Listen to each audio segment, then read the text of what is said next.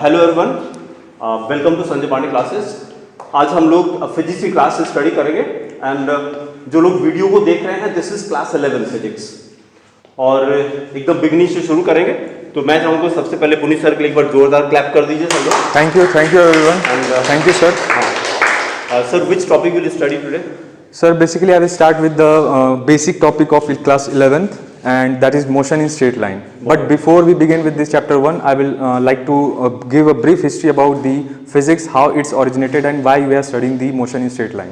बहुत अच्छा। देखिए, एक रिक्वेस्ट है, वीडियो रिकॉर्डिंग चल रही है, ये YouTube पर अपलोड होगा, आप बात करेंगे इस पर आ जाएगा, सर बीच में डांटेंगे, सब रिकॉर्ड हो जाएगा और नेम लेके डांटिएगा तो वीडियो में रिकॉर्डिंग में नाम आ जाएगा, इनको डांट पड़ रही है। So हेलो गाइस, फिर स्टार्ट करते हैं फिजिक्स से। ठीक है, अब आराम से जो भी चीज़ सोच रहे हो ना, थोड़ी देर के लिए छोड़ दो, अब बुक बंद कर दो, कोई ज़रूरत नहीं अभी। और जो कहानी बता रहा हूँ ना, जिस हिसाब से, उसको बस दिमाग में सोचते रहो जो मैं बोल रहा हूँ, क्योंकि फिजिक्स एक केवल लैंग्वेज नहीं है, मतलब एक लैंग्वेज की तरह नहीं है कि सिर्फ उसको लैंग्वेज की तरह पढ़ लो। इसको जितना तुम लोग महसूस करोगे ना, उतना ज़्यादा इसके कॉन्सेप्ट क्लियर होंगे। ठीक है, सबसे पहले स्टार्ट करते हैं कि मैकेनिक्स हम लोग पढ़ रहे हैं। पूरी फिजिक्स जो क्लास 11 स्टार्ट हुई, हम लोग बचपन में 9th 10th मतलब 8th 7th में भी पढ़ रहे होंगे। सन राइजेस, सन जो भी फॉल, जो भी हो रहा है, सब चीज़ हो रहा है, सारे चीज़ें क्या हैं? फिजिक्स है। हम लोग बैठे हैं किस पे? हम लोग के बैक पे बैठे हैं, वो भी एक फिजिक्स है।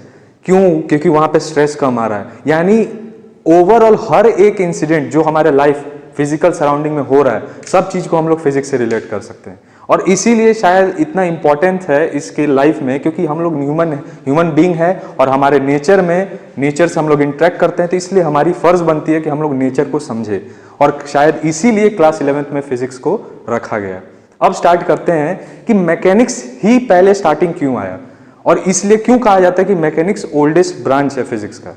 क्यों कहा जाता है? सिंपल सा एक एग्जांपल देता हूं। एक्चुअल में ये फैक्ट नहीं है, क्योंकि आज तक कोई ऐसा प्रूफ नहीं कर पाया है कि फिजिक्स आखिर स्टार्ट कहां से हुआ है।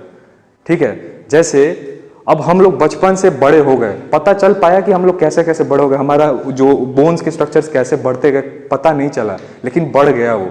ठीक है, वैसे ही फिजिक्स है, स्टार्ट ऐसे ही हुआ है। अब स्टार्ट करते हैं मैकेनिक्स क्यों ओल्डेस्ट ब्रांच है। स्टार्ट हुआ स्टोन एज से। एक बात बताना, स्टोन एज में सबसे पहले क्या डिस्कवर किया सब? व्हील। याद आ रहा है? अपने सिर्फ ट्रांसपोर्टेशन के लिए उन लोग ने व्हील स्टार्ट किया, वहीं से मोशन की स्टार्ट हो चुकी थी। लेकिन उसको जब तक मैथमेटिकल का लैंग्वेज नहीं दिया गया, तब तक वो मैकेनिक्स नहीं बना। समझ में आ रहा है? यानी फिजिक्स स्टार्टिंग से था, लेकिन मैथमेटिकल लैंग्वेज देते ही उसका नाम क्या हो गया? मैकेनिक्स हो गया। इसीलिए मैकेनिक्स को ओल्डेस्ट इसलिए कहा जाता है, क्योंकि मैकेनिक्स का बेसिक डेफिनेशन ही यही है, the physical science. Physical science का मतलब क्या हुआ? जो हमारे इन्वायरमेंट के जो साइंसेज हैं, that deals the physical science that deals with the study of state of an object. State क्या होता है? या तो वो रेस्ट में हो सकता है, या तो वो मोशन में हो सकता है। यहीं से स्टार्ट हो जाता है डेफिनेशन हमारे किस चीज का? मैकेनिक्स का। और डॉट्स को देखना, कनेक्ट करूंगा, जो कनेक्ट होगा उस चीज के ऊपर फोकस करना। मैकेनिक्स क्या है? सबसे पहला पॉइंट क्या है? ये ओल्डेस्ट ब्रांच ऑफ फिजिक्स। ठीक है, सेकंड पॉइंट इसमें आता है क्या? इसका definition. Mechanics is a physical science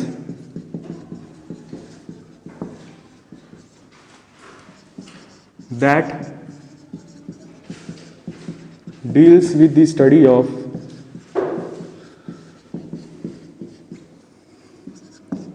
state of an object. ये स्टेट राज्य वाला स्टेट नहीं है। अच्छा, मैं नहीं आ रहा हूँ। अच्छा यार, इससे ज़्यादा बड़ा लिखने में फिर कंटेंट ज़्यादा है, नहीं हो पाएगा फिर से। ठीक है, कोई बात नहीं, एडजस्ट कर रहे हैं अभी। तो इतना अब इस पर फोकस रखना। स्टेट, ठीक है, स्टेट मतलब क्या हुआ? अवस्था। इसी को क्या बोलते हैं? अवस्था। अब सोचोगे क्यों हिंदी में लिख रहे हैं? ये लिखना एक प्रॉपर में, देखो एक स्टार्ट कर रहा हूँ फिजिक्स का, तुम लोग क्लास 12th में जाओगे, सबसे पहले बेसिक बोल रहा हूँ मैं, जो चीज़ एक्स्ट्रा सुन रहे हो ना, लिख लो उसको, क्योंकि फिर बाद में कहीं ना कहीं तुम वापस आगे जाओगे, वो वापस तुमको आएगा परेशान करने। तो जिस समय तुम्हारे सामने आ रहा है उसी समय उठा के उसको खत्म कर दो। ये सबसे पहला चीज है। अभी तुमको लग रहा होगा कि क्या है, चलो ठीक है एक डेमो क्लास है, लेकिन डेमो क्लास की तरह मत लो। जो नॉलेज दे दूंगा उस चीज के ऊपर फोकस करो कि ये कैसे स्टार्ट हो रहा है, और कहानी की तरह अगर डॉट्स इसको सभी को कनेक्ट कर दिया ना, अभी तुमको पता भी नहीं चलेगा कैसे स्पीड, वेलोसिटी, सब चीज के डिफरेंसेस तुम लोग कवर कर लोगे। ठीक है, ये बेसिक 2 पॉइंट मैंने बताया है मैकेनिक्स के ऊपर। अगर ये हो गया है तो नेक्स्ट पॉइंट अपना स्टार्ट करेंगे यहीं से। अब यहां से हम लोग स्टार्ट करेंगे स्टेट से। ठीक है, स्टेट से ही हमारा कहानी स्टार्ट होगा क्लास 11th का फिजिक्स। स्टेट क्या हो सकता है ज्यादा से ज्यादा? या तो वो एक रेस्ट होगा, या तो वो क्या हो सकता है, मोशन। अब यहीं से कहानी स्टार्ट होता है क्यों हम लोग मैकेनिक्स पढ़ रहे हैं। अब लिखो मत, मतलब ऐसे लिखना कब, जैसे थोड़ा सा कंटेंट बढ़ जाए तब लिखो। अभी सुनो, जब कंटेंट बता रहा हूं तो सुनो ध्यान से, जितना महसूस करोगे इसको तभी ज्यादा समझ में आएगा। तो स्टेट हम लोग देखे, स्टेट कौन बता रहा था? मैकेनिक्स बता रहा था। मैकेनिक्स में स्टेट आया, स्टेट में 2 पार्ट आ गए, और स्टेट में भी कैसा आया, एक रेस्ट आया और एक मोशन आया। क्या एक्चुअली में कोई एक रेस्ट में है या कोई एक मोशन में है? एक्चुअली में ये दोनों टर्म ना एम्बिगियस टर्म है, मींस समझ में नहीं आएगा। क्यों नहीं आएगा? यहीं से टर्म आ जाता है रिलेटिव टर्म। ये दोनों जो टर्म्स हैं, रेस्ट और मोशन, वो क्या है, एक दूसरे से रिलेटिव इन नेचर है। कैसे? अब इसको क्यों मैं बोल रहा हूं रिलेटिव नेचर? क्यों एक ऑब्जेक्ट स्टेट हो सकता है जो रेस्ट भी हो सकता है, मोशन भी हो सकता है? ये सब आ जाता है रेफरेंस ऑफ फ्रेम के। ठीक है, यहीं से मैं इंट्रोड्यूस कर रहा हूं रेफरेंस ऑफ फ्रेम। तुम लोग पढ़ोगे सिर्फ न्यूमेरिकल में रेफरेंस ऑफ फ्रेम लेके बस हम लोग ऑब्जर्व कर रहे हैं, लेकिन न्यूमेरिकल से मतलब नहीं है। एक बात बता रहा हूं, डेरिवेशन पहले नहीं आया, पहले हमारे कॉन्सेप्ट आए, ऑब्जर्वेशंस आए हैं, फिर उसको मैथमेटिकल लैंग्वेज देके उसको हम लोग सामने रखा है। तो इसलिए पहले डेरिवेशन में मत कूदो, उस चीज को महसूस करो, तब डेरिवेशन का फील उठा पाओगे। सेम वही चीज है, दोनों रिलेटिव टर्म क्यों है? क्योंकि अगर फ्रेम ऑफ रेफरेंस को यहीं पे मैं इंट्रोड्यूस किया। फ्रेम ऑफ रेफरेंस क्या है? एक फ्रेम है जिस पे ही हम लोग सबसे पहले सुनते आए हैं कि कोऑर्डिनेट एक्सिस हम लोग पढ़ते हैं। ठीक है, इसी कोऑर्डिनेट एक्सिस को मैं अगर 3D का मैं एक रूप देने लगूं, ठीक है, एक रूम का ये शेप बन जाएगा। ठीक है, और इसी एक्सिस के नीचे व्हील लगा दूं, व्हील है ये। ठीक है, तो ये क्या हो गया कि मैं इस फ्रेम ऑफ रेफरेंस को कहीं भी ले जा सकता हूं मैं, और इसको ले जाया जाता है। खास करके जब न्यूमेरिकल सॉल्व करोगे तो इसी को यूज करोगे। अभी लग रहा होगा कि क्या फालतू का है, फालतू का नहीं, अभी रिलेट होगा इसका। अभी ये फ्रेम ऑफ रेफरेंस को इसमें क्या काम आया, रेस्ट और मोशन में। अब हम लोग अर्थ पे हैं। ठीक है, अर्थ पे हम लोग को दिख रहा है कि अभी मेरे कंडीशन के हिसाब से तुम लोग को मैं मोशन में दिख रहा हूं मैं। ठीक है, मोशन में दिख रहा हूं, और मेरे को तुम लोग दिख रहे हो कि रेस्ट पे हो, रेस्ट पे हो। लेकिन अभी मेरा फ्रेम ऑफ रेफरेंस कहां पे है? यहीं पे। सपोज लो यही जो रूम के जो वॉल्स हैं मेरे साथ में, यहाँ पे फ्रेम ऑफ रेफरेंस है, और इस फ्रेम ऑफ रेफरेंस के तहत मैं कह सकता हूं कि तुम लोग रेस्ट पे हो और मैं मोशन में हूं। क्यों? क्योंकि उसका जो मैंने ओरिजिन कांस्टेंट कर रखा है, उस ओरिजिन के स्टेट के हिसाब से तुम लोग का पोजीशन चेंज नहीं हो रहा है। उस ओरिजिन से बोल रहा हूं मैं, मेरे से नहीं। उस ओरिजिन से तुम्हारा पोजीशन चेंज नहीं हो रहा है, इसीलिए तुम लोग रेस्ट कंडीशन में हो, और मेरा बार बार पोजीशन चेंज हो रहा है उस ओरिजिन की कंसिडरेशन से, यानी ये जो ओरिजिन है इसके कंसिडरेशन से, इसलिए मैं मोशन में हूं। लेकिन अगर इसी फ्रेम ऑफ रेफरेंस को मैं उठा के अर्थ के बाहर लेके चला जाऊं, अर्थ के बाहर लेके चला जाऊं, तो उस फ्रेम ऑफ रेफरेंस से हम सभी मोशन में हैं। यानी जो तुम लोग रेस्ट में थे तुम भी मोशन में आएगा, और जो मैं मोशन में तो मोशन में। तो ये पूरा टर्म क्या हुआ? Relative in nature. इसीलिए इसको कहा गया एम्बिगियस, मतलब जो समझ नहीं सकते हो अच्छे से कि क्या है। ये पूरा कॉन्सेप्ट हुआ स्टेट का, जिसमें रेस्ट और मोशन आया। यहां तक क्लियर है? कुछ भी डाउट है तो पूछ लो। अगर आप ओरिजिन बन गए तो हम लोग किस स्टेट में आएंगे? रेस्ट में कि मोशन? पहले ही बोला मैं, इसको कहीं पे भी लेके जा सकते हो। अब मैं अगर फ्रेम ऑफ रेफरेंस, हाँ नहीं, देखो अगर कोई भी चीज को ऑब्जर्व कर रहे हो तो हमेशा एक चीज को एक जगह पे कांस्टेंट रहना होगा। जब उसी का स्टेट फिक्स नहीं है तो तुम दूसरे का स्टेट कैसे डिसाइड कर सकते हो? हम लोग डिसाइड कर सकते हैं, आप नहीं कर सकते। हाँ, तुम्हारे ऊपर अगर मैं फ्रेम ऑफ रेफरेंस के लेके चला जाऊं, क्योंकि तुम्हारा स्टेट चेंज नहीं हो रहा है बार बार, तो तुम डिसाइड कर सकते हो कि मेरा स्टेट क्या है। एक्चुअली में पूरा ओवरऑल फिगर क्या है, ओरिजिन को दिमाग में रखो बस, सिर्फ ओरिजिन को, और इस ओरिजिन के हिसाब से, और फ्रेम ऑफ रेफरेंस कहां पे है उसके हिसाब से तुम लोग अपना पोजीशन चेक करते रहो। तब तुम लोग डिसाइड कर पाओगे कि मैं स्टेट क्या है, रेस्ट में है कि मोशन में है। लेकिन अगर मेरा एक दूसरा बंदा दूसरा फ्रेम ऑफ रेफरेंस अर्थ के बाहर लेके चला है तो तुम्हारा फ्रेम ऑफ रेफरेंस गलत हो जाएगा, और तुम्हारे हिसाब से तुम उसको देखोगे तो उसका फ्रेम ऑफ रेफरेंस गलत है। इसीलिए बोला जाता है कि there is no particular state of rest और मोशन। समझ में आया?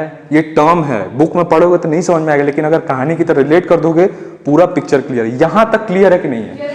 कैसे मैकेनिक स्टार्ट हुआ, कैसे स्ट्रेट आया, कैसे मोशन क्यों पढ़ रहे हैं आप। अब यहीं से बात आया है कि मोशन, अब हम लोग हमारा जो मोर कंसर्न है मोशन पे है। क्यों? क्योंकि रेस्ट पे तो अधिकतर सब लोग रहते हैं, तो इसलिए वो हमारा पॉइंट ऑफ कंसर्न नहीं है, ठीक है। लेकिन हमारा पॉइंट ऑफ कंसर्न कब आ जाता है? जब पहले स्टोन एज वाले देखे कि यार इस पत्थर को मैं मूवमेंट कराऊं तो ये काफी यूजफुल हो सकता है, मैं मूवमेंट में करा के मैं कई सारी चीजें अपने ढो सकता हूं मैं, ठीक है, कैरिज की तरफ फॉर्म में। तो वहीं से मोशन का इंपॉर्टेंस बढ़ गया और उसके बाद से मैकेनिक्स की उत्पत्ति हो गई, ठीक है। Evolution of mechanics started from stone age, यहीं से स्टार्ट हो गया मोशन। और अब हम लोग पढ़ने लगे, क्या है हमारा चैप्टर का नाम? Motion in straight line. ये था पुराना कहानी, इसको ना जोड़ू मैं तो तुम लोग क्यों पढ़ रहे हो मोशन इन स्ट्रेट लाइन पता ही नहीं है। अब समझ में आया? इसी के बाद दूसरा चैप्टर तुम्हारा रखा गया है, क्या? Motion in plane. उधर जाने से पहले स्ट्रेट लाइन को समझेंगे कि मोशन इन स्ट्रेट लाइन क्यों पढ़ रहे हैं हम लोग। यहां तक क्लियर है सब चीजें? अब आता है टर्म हमारा मोशन इन स्ट्रेट लाइन। क्या जरूरत पड़ गई स्ट्रेट लाइन में ही मोशन को देखने का? यहीं से पहले अब मैं कोऑर्डिनेट एक्सिस को समझाऊंगा, ठीक है। ये एक्चुअली में देखा जाए काइनेमेटिक्स जो है 23 लेक्चर का है, 23 क्लासेस, ठीक है। अगर 23-24 क्लासेस इस तरीके से ध्यान से सुन लो ना तो मैकेनिक्स टफ लगेगा नहीं और पूरे डॉट्स क्लियर होते जाएंगे। अभी मैं बस जानबूझ के क्वेश्चनिंग कर रहा हूं, क्योंकि एक होता है ना, ये लाइन है, ये बड़ा है या छोटा है, डिसाइड कर पाओगे? बस इसके सामने जैसे ही मैं एक लाइन ड्रॉ कर दूंगा तब मुझे पता चलेगा ये छोटा है इससे। वही चीज के लिए मैं तुमसे क्वेश्चन पहले पूछ रहा हूं कि स्पीड वेलोसिटी, अभी क्वेश्चनिंग करूंगा मैं। क्यों कर रहा हूं मैं? ताकि पता लगे जिस स्टेट में हो और उसके बाद जब नॉलेज मिलेगा तो डिफरेंसेस पता कर पाओ। अब मैं पूछ रहा हूं स्पीड और वेलोसिटी में क्या डिफरेंस है, कोई बता दे बस। पहली बात सोच, देखो एक होता है क्या होता है और उसकी क्या कैरेक्टरिस्टिक्स है, वो मैं नहीं पूछ रहा हूं, कैरेक्टरिस्टिक्स नहीं पूछ रहा हूं मैं पूछ रहा हूं वो चीज है क्या। स्पीड क्या है? स्पीड अगर पता है तो वेलोसिटी क्या है? फिर वेलोसिटी एक डायरेक्शन में एक मोशन। अगर मेरा डायरेक्शन एक ही ट्रैक सबके लिए मैं रख दूं तो वहां पे स्पीड और वेलोसिटी फिर क्या होगा? सेम हो गई। तो फिर फर्क क्या पड़ गया कि स्पीड को अलग कर दो, वेलोसिटी को अलग कर दो? ठीक है, मैं अब कहानी इसको स्टार्ट कर रहा हूं मैं, ठीक है। स्पीड वेलोसिटी ये सबसे पहले दूर जाओ, अब कहानी आ जाओ हमारे यहाँ पे। कहा कैसे? अब स्टार्ट होता है, एक ऐसा चीज बताओ जो कभी नहीं हटने वाला है, हम लोग मिट जाएंगे लेकिन वो कभी नहीं मिटेगा। अरे फिजिक्स भी तो हम ही लोग बनाए हैं, फिजिक्स तो रहा ही है पहले। समय, हम लोग खत्म हो जाएंगे, टाइम हमेशा यहाँ पे रहेगा। जैसे वो कौन सा सीरीज में है ना, बोलते हैं नहीं एक बंदा बच जाएगा, बोलते हैं ना, कोई एक वेब सीरीज में है, जो भी होगा, ठीक है। सेम वैसे ही टाइम हमेशा अर्थ पे रहेगा, ठीक है। टाइम क्यों रहेगा? और यहीं से स्टार्ट होता है मोशन का टर्म। एक बात बताओ, मैं मूवमेंट कर रहा हूं, ठीक है, लेकिन अगर मैं समय को देखूं ही नहीं, अगर मेरे पास मेरे को पता है मैं रिलैक्स करने वाला हूं, आराम से चिल मारूंगा 2 घंटे, बस घूम रहा हूं मैं, तब तुम लोग मोशन के बारे में सोचोगे कभी कि मैं मोशन कर रहा हूं मैं, या इस तरीके से मैं मूवमेंट कर रहा हूं मैं? नहीं सोचोगे। लेकिन जैसे ही बोल दो भाई मैंने 2 मिनट में कवर कर दिया 1 किलोमीटर, भाई 2 मिनट में, तब वहां पे तुम लोग का क्या टर्म आ गया? मोशन। मतलब without time nothing is important. वो लास्ट वाली क्यों वैसे है? अच्छा नहीं लग रहा है क्या फिजिक्स? नहीं देखो, मैं इसीलिए बोल रहा हूँ, जो 1.5 घंटा का तुम लोग सुन लिया ना शांति से, कई सारे चीजें तुम्हारे क्लियर हो जाएंगे एक बार में। तो प्लीज थोड़ा सा इंटरेस्ट रखो और एक पॉइंट को मत छोड़ो, क्योंकि वही पॉइंट आगे जाके यूज होगा किसी चीज में, ठीक है। तो अभी समझ में आ रहा है कि without time nothing is important, यानी टाइम रखना पड़ेगा अगर मोशन को चेक करना है तो। तब वहीं से स्टार्ट हुआ कि मोशन कर रहा हूं, लेकिन मोशन में मैंने एक चीज ऑब्जर्व किया कि मैं कुछ डिस्टेंसेस कवर कर रहा हूं, यानी कुछ पाथ लेंथ कवर कर रहा हूं। वहीं से स्टार्ट हो गया हमारा टर्म डिस्टेंस, और इसी के बाद हमारा टर्म नेक्स्ट क्या आ जाएगा, डिस्प्लेसमेंट। इसी के बाद से हमारा क्या आ जाएगा, नहीं इसके बाद नहीं करेंगे हम लोग, इससे हमारा क्या आ जाएगा, स्पीड, और इससे हमारा क्या आ जाएगा, वेलोसिटी। फिर कहानी को डॉट से हम लोग कनेक्ट करते हुए इससे हमारा क्या आ जाएगा, और इसके बाद हमारी पूरी मैकेनिक्स का बेस खत्म। ठीक है, इसको वैसे सब एक्सेलरेशन, लेकिन एक्चुअली में इसका प्रोनाउंसिएशन है एक्सेलरेशन। इसकी मैक्सिमम स्पीड की कम से कम टाइम में ट्रैवल कर सकते हैं। क्या किसी डिस्टेंस में पहुंचने के लिए जितना कम से कम टाइम है उसको वेलोसिटी कहते हैं। नहीं नहीं नहीं क्योंकि डिस्प्लेसमेंट आप नाम से नहीं नहीं नहीं, अब जो कहानी सुन लोगे पूरा यही बस है, इतने में ही तुम्हारा पूरा सारे टर्म्स कवर हो जाएंगे। उसके बाद बस एक बार रीड मारोगे पूरा तुम्हारे पिक्चर में पिक्चर बन जाएगी दिमाग के अंदर में। अब शुरू करते हैं यहाँ पे। कैसे मैं हमेशा स्टोनेज को लेकर कवर कर रहा हूँ, स्टोनेज से व्हील को घुमा दिया, लेकिन देख रहे हैं कि व्हील कुछ डिस्टेंस कवर कर दिया, ठीक है, लेकिन उस समय उसको मोशन का नाम नहीं दिया गया। लेकिन अब मैं देखा कि भाई 2 मिनट में यार व्हील उतना दूर पे पहुंच गया, यानी इससे मैं समय बचा सकता हूं अगर मुझे रात के होते होते पहले पहुंचना है तो मैंने समय को कंसिडरेशन किया, और जैसे ही समय को कंसिडरेशन कर दिया तो मैंने यहाँ पे डिस्टेंस बाय टाइम कर दिया, जो कि क्या बन गया, वही टाइम को मैंने यहाँ पे कंसिडर कर दिया वेलोसिटी, और वेलोसिटी के ही नीचे टाइम रख दिया एक्सेलरेशन, सब जुड़ गया। ठीक है, अब यहां से मैं बता रहा हूं कि डिस्टेंस क्या है, डिस्प्लेसमेंट क्या है, उनकी प्रॉपर्टीज क्या है। इसी तरीके से सारे डॉट्स हमारे कनेक्ट होते जाएंगे। सबसे पहले आता है कि डिस्टेंस क्या है। ठीक है, जब हमारे पास डिस्प्लेसमेंट नहीं था, कुछ भी नहीं था, स्टार्टिंग सबसे पहले कौन हुआ, यानी पूरे मैकेनिक्स हमारी बात कौन है, डिस्टेंस। स्टार्टिंग ही डिस्टेंस से हुई है। डिस्टेंस ही ना रहे तो मोशन किस चीज का।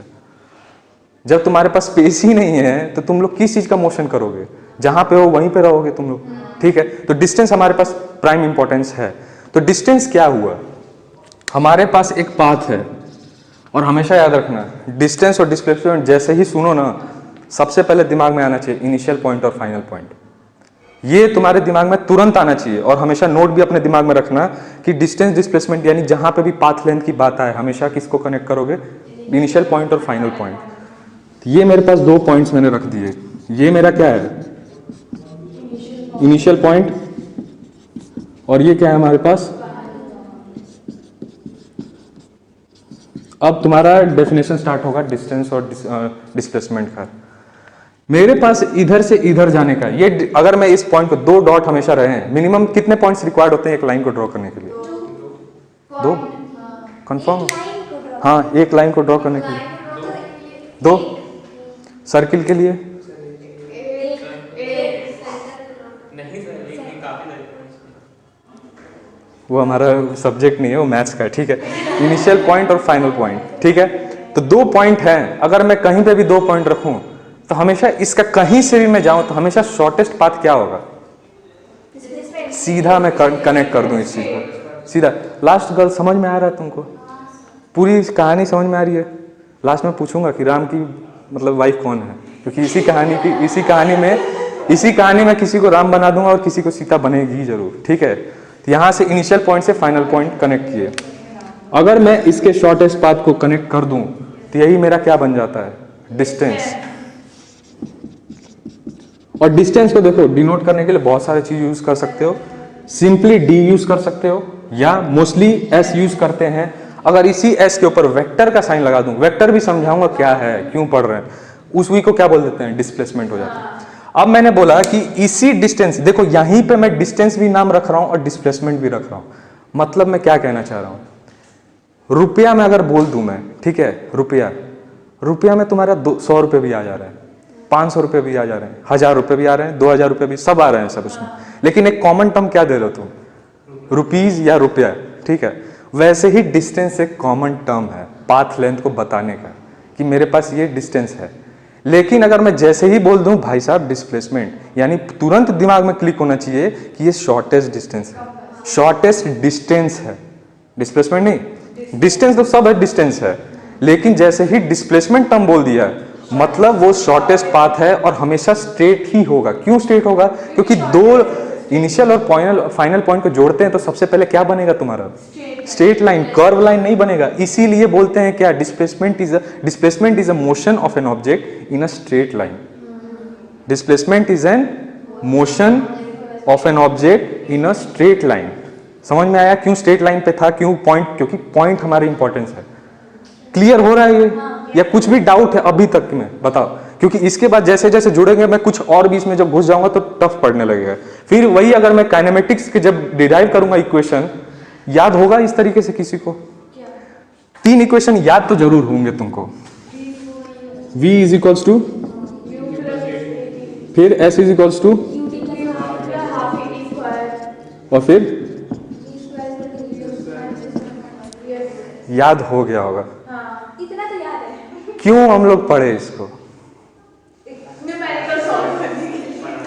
मैं देखो यही चीज को मैं जहां जिस समय इसको जोड़ दिया ना, गारंटी तुम लोग बोलेगे कि यार कितना इजी है ये।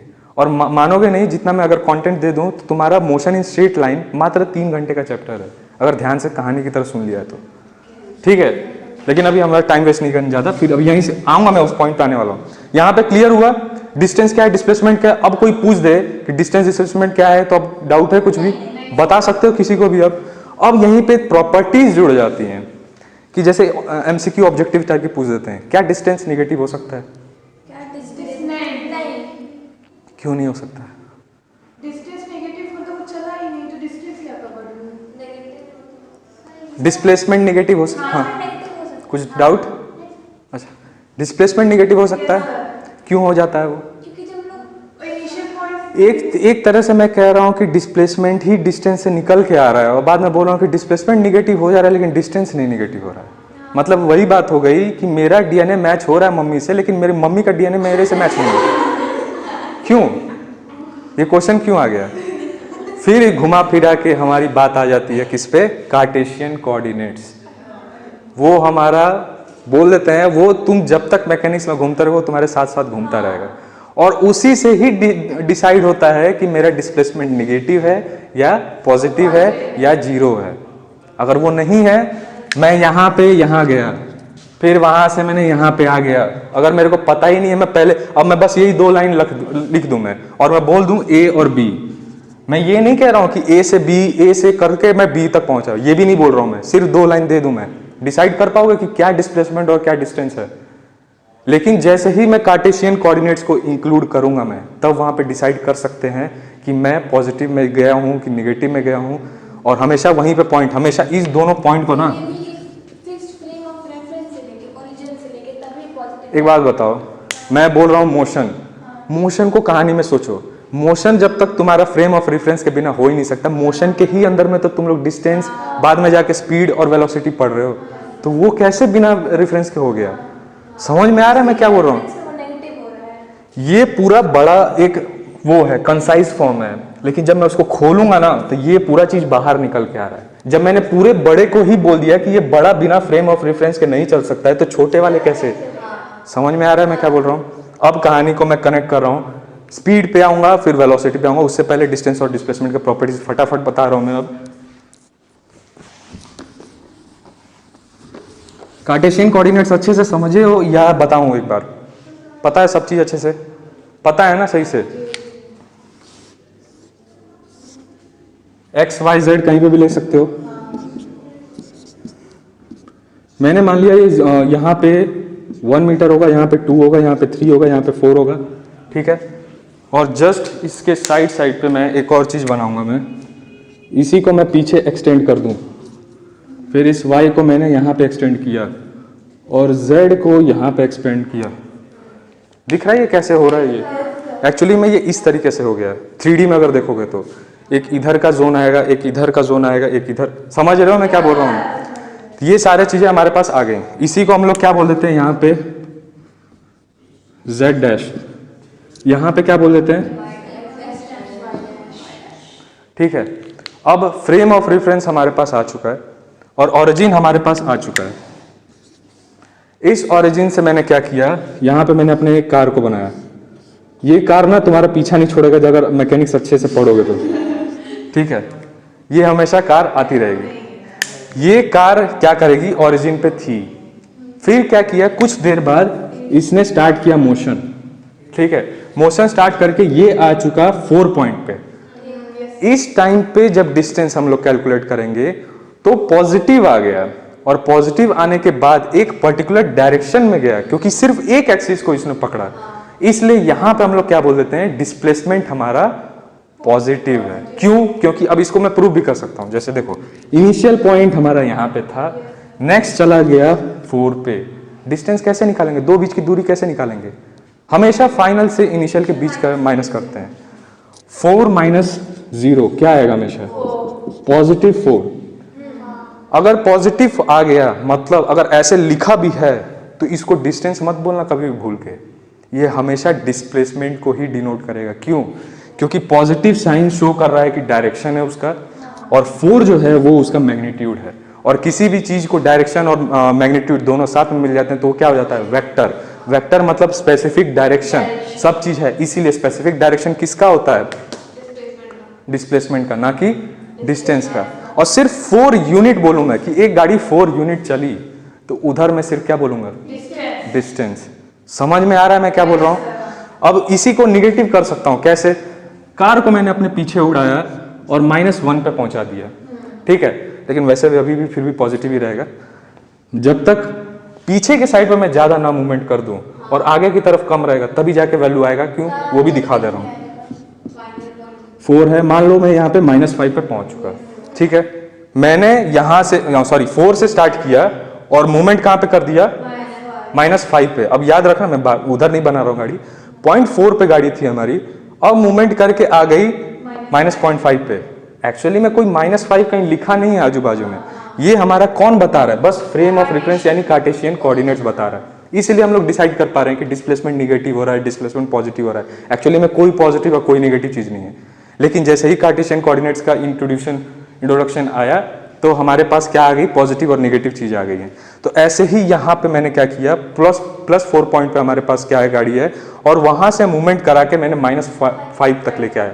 अब मेरा डिस्प्लेसमेंट कैलकुलेट करूं तो फाइनल माइनस इनिशियल, -5 इनिशियल क्या था, 4। अब क्या हो गया हमारा डिस्प्लेसमेंट। अब यहीं पे बता देता हूं कि डिस्प्लेसमेंट 0 कैसे हो गया। अब मैं 4 से ही उठा, ठीक है, और 4 पे ही पॉइंट पे मैं चला गया, ठीक है, लेकिन उसके लिए क्या करना पड़ेगा, तुमको निगेटिव से किसने जाना पड़ेगा, पॉजिटिव में, या पॉजिटिव से निगेटिव में। मतलब एक डायरेक्शन स्टार्ट करना है मुझे और उसी के बाद से मैं वापस उसी चीज पे आ जाऊं तो उस पॉइंट पे डिस्प्लेसमेंट क्या होगा, 0 होगा। सीधा एक अच्छा सा एग्जांपल, इस पे मैं नहीं बता पा रहा हूं मैथमेटिकली क्या एग्जांपल होना चाहिए, लेकिन एक सीधा सा एग्जांपल देख रहा हूं। बचपन में छोटे में सर्कस जरूर गए होंगे हम लोग, मतलब वो सर्कल वाले पे तो बैठे होंगे जरूर, कोई ना कोई तो बैठा होगा, बैठे हो। अब उसमें कितने रुपए देते थे, 40 रुपए, 50 रुपए, 100 रुपए, ठीक है। क्यों पूछ रहा हूं, इसका रीजन है, और अभी महसूस करोगे समझ में आएगा, उसी से जोड़ना चाहता हूं मैं इसको। उसमें जब जाते हो तुम लोग तो एक महसूस करते हो, हमारे यहाँ पे टॉर्सल रीजन, मतलब इस साइड पे एक अलग कुछ फीलिंग आती है, ठीक है। वो फीलिंग क्या है, एक्सेलरेशन। क्यों मैं एक्सेलरेशन पढ़ा रहा हूं, क्यों इसको जोड़ा मैंने, क्योंकि कहानी जब बता दिया ना तुम भूलोगे नहीं इस चीज को। हम लोगों को जो पैसे देते हैं ना, स्पीड महसूस करने के लिए नहीं देते हैं, एक्सेलरेशन को महसूस करने के लिए देते हैं। और एक्सेलरेशन जब आ गया और मास तो हमारे पास है ही, तो हम लोग बोलते कि मेरे पे फोर्स लग रहा है। समझ में आ रहा है मैं क्या बोल रहा हूँ, क्यों मैं फोर्स को जोड़ना, क्योंकि मोशन हो रहा है तो विदाउट फोर्स कुछ हो ही नहीं सकता है। इसलिए यहीं से स्टार्ट हो गया क्या, एक्सेलरेशन को कैसे हम लोग इंट्रोड्यूस किए इस पूरे मैकेनिक्स में। समझ में आ रहा है मैं क्या बोल रहा हूँ। डिस्टेंस से स्टार्ट किया, डिस्टेंस के बाद डिस्प्लेसमेंट पढ़े, और इससे फिर स्पीड और वेलोसिटी कुछ है ही नहीं, क्योंकि इसको जैसे ही टाइम से डिवाइड कर दोगे वो हमारा स्पीड आ गया, और इसको टाइम से डिवाइड कर दिया तो वेलोसिटी आ गया। यानी जो प्राइम कंसर्न था वो हमारा ये दो चीज को समझना, बाकी जो प्रॉपर्टीज इन दोनों की हैं क्योंकि भाई इसी से टाइम तो दोनों के पास सेम है, टाइम का जो प्रॉपर्टी है वो सब कांस्टेंट रहेगा, लेकिन जो प्रॉपर्टी डिस्टेंस बना रही है वो प्रॉपर्टी डिस्प्लेसमेंट नहीं बना रही, इसकी प्रॉपर्टी कुछ और है, और बाकी ये तो कांस्टेंट है। यानी जो प्रॉपर्टी ये रिजेंबल करके बन रही है, अगर मैं केक बना रहा हूं तो केक जो इंग्रेडिएंट्स है, इंग्रेडिएंट से ही तो केक बनाऊंगा, तो जो केक की प्रॉपर्टी होगी वो हमारे इंग्रेडिएंट्स के डायरेक्टली प्रोपोर्शनल होगी। जैसा इंग्रेडिएंट यूज करूंगा वैसा केक बनेगा। सेम वही चीज हो जाती है कि वेलोसिटी जो है हमारी, अगर जैसा डिस्प्लेसमेंट है वैसे ही वेलोसिटी की प्रॉपर्टी होगी, और जैसी डिस्टेंस की प्रॉपर्टीज है वैसी हमारी स्पीड की प्रॉपर्टी होगी। जैसे कि डिस्टेंस का नॉर्मल टर्म में हम लोग बस बात करते हैं कि कुछ पाथ लेंथ है, वैसे ही स्पीड क्या है, कितना भी मैं मतलब ऐसे ही पाथ लेंथ, कुछ भी पाथ लेंथ लिया और उसको मैंने कितने दूर कितने समय में कवर कर दिया, उसको मैंने सिर्फ एक भाषा का नाम क्या दे दिया, स्पीड। लेकिन जब मैं बात कर दिया कि भाई अगर एक पर्टिकुलर डायरेक्शन में हो और डिस्प्लेसमेंट क्या है, शॉर्टेस्ट डायरेक्शन में हो, दो पॉइंट्स के बीच में शॉर्टेस्ट डायरेक्शन के बीच में हो, तो मैंने उसका एक स्पेसिफिक नाम क्या दे दिया है, वेलोसिटी। अब मैं एक चीज बोल रहा हूं, जैसे वो जो सर्कस वाला जो चीज घूमता है तो उसमें हम लोग वेलोसिटी नहीं बोलते हैं, वहां पे बोलते हैं भाई स्पीड बहुत ज्यादा है इसका, इस तरीके से बोलते हैं। महसूस किया कभी, स्पीड बहुत ज्यादा है यार इसका, क्यों वहां पे वेलोसिटी क्यों नहीं बोले, क्योंकि वहां पे डिस्प्लेसमेंट होता ही नहीं। सर्कल में डिस्प्लेसमेंट क्यों नहीं होता वो भी रीजन बताऊंगा, लेकिन ये एक दिन का टॉपिक नहीं है, मैं अभी भी बता रहा हूं। ये जितना डीप है ना, जितना डीप है और जितने अच्छे अच्छे कॉन्सेप्ट हैं इसमें, अगर अच्छे से समझ लिए तो इससे इंटरेस्टिंग तुम्हारा कोई सब्जेक्ट नहीं है फिजिक्स से। ठीक है, ये सारी चीजें क्लियर हो गया। एक्सेलरेशन, अब मैं कहानी बता रहा था क्यों एक्सेलरेशन कैसे महसूस हो रहा है, अब बता रहा हूं देखो। और क्यों सर्कल में ही, ये मेरा जू है, यहाँ पे झूले थे सब,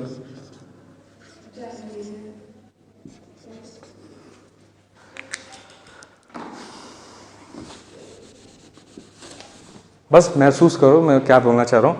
ये झूले थे, ठीक है, अभी मेरे हिसाब से मतलब मान लो इसका मोशन इस तरीके से एंटी क्लॉकवाइज हो रहा था, तो मेरे हिसाब से इसका डायरेक्शन इधर जाना चाहिए था, लेकिन जैसे ही थोड़ा सा मोशन हुआ तो इसका डायरेक्शन शिफ्ट होकर अब किधर शिफ्ट हो गया। अब मैं चाहता था कि मैं इधर जाऊं इस साइड पे, अगर मैं इसी साइड पे जाता तो डिस्प्लेसमेंट बोल सकता था मैं, ठीक है, लेकिन इधर जैसे मैं जाना चाह रहा था उसके बाद से किधर डायरेक्शन इसका मूवमेंट हो गया, इधर हो गया, ठीक है। फिर इधर जाने, मैं इधर अब जाना चाह रहा था, लेकिन फिर थोड़ी देर बाद में क्या हो गया, मेरा डायरेक्शन चेंज हो गया। और यही बार बार चेंज होने डायरेक्शन को ही, और डायरेक्शन चेंज होगा किसी एक टाइम पे, तो यानी स्पीड, डायरेक्शन बाय टाइम यानी स्पीड, और स्पीड बार बार क्या हो रहा है, चेंज हो रहा है, और चेंज और स्पीड को ही क्या बोलते हैं, अरे चेंज और स्पीड, स्पीड या वेलोसिटी का चेंज को ही क्या बोलते हैं, एक्सेलरेशन।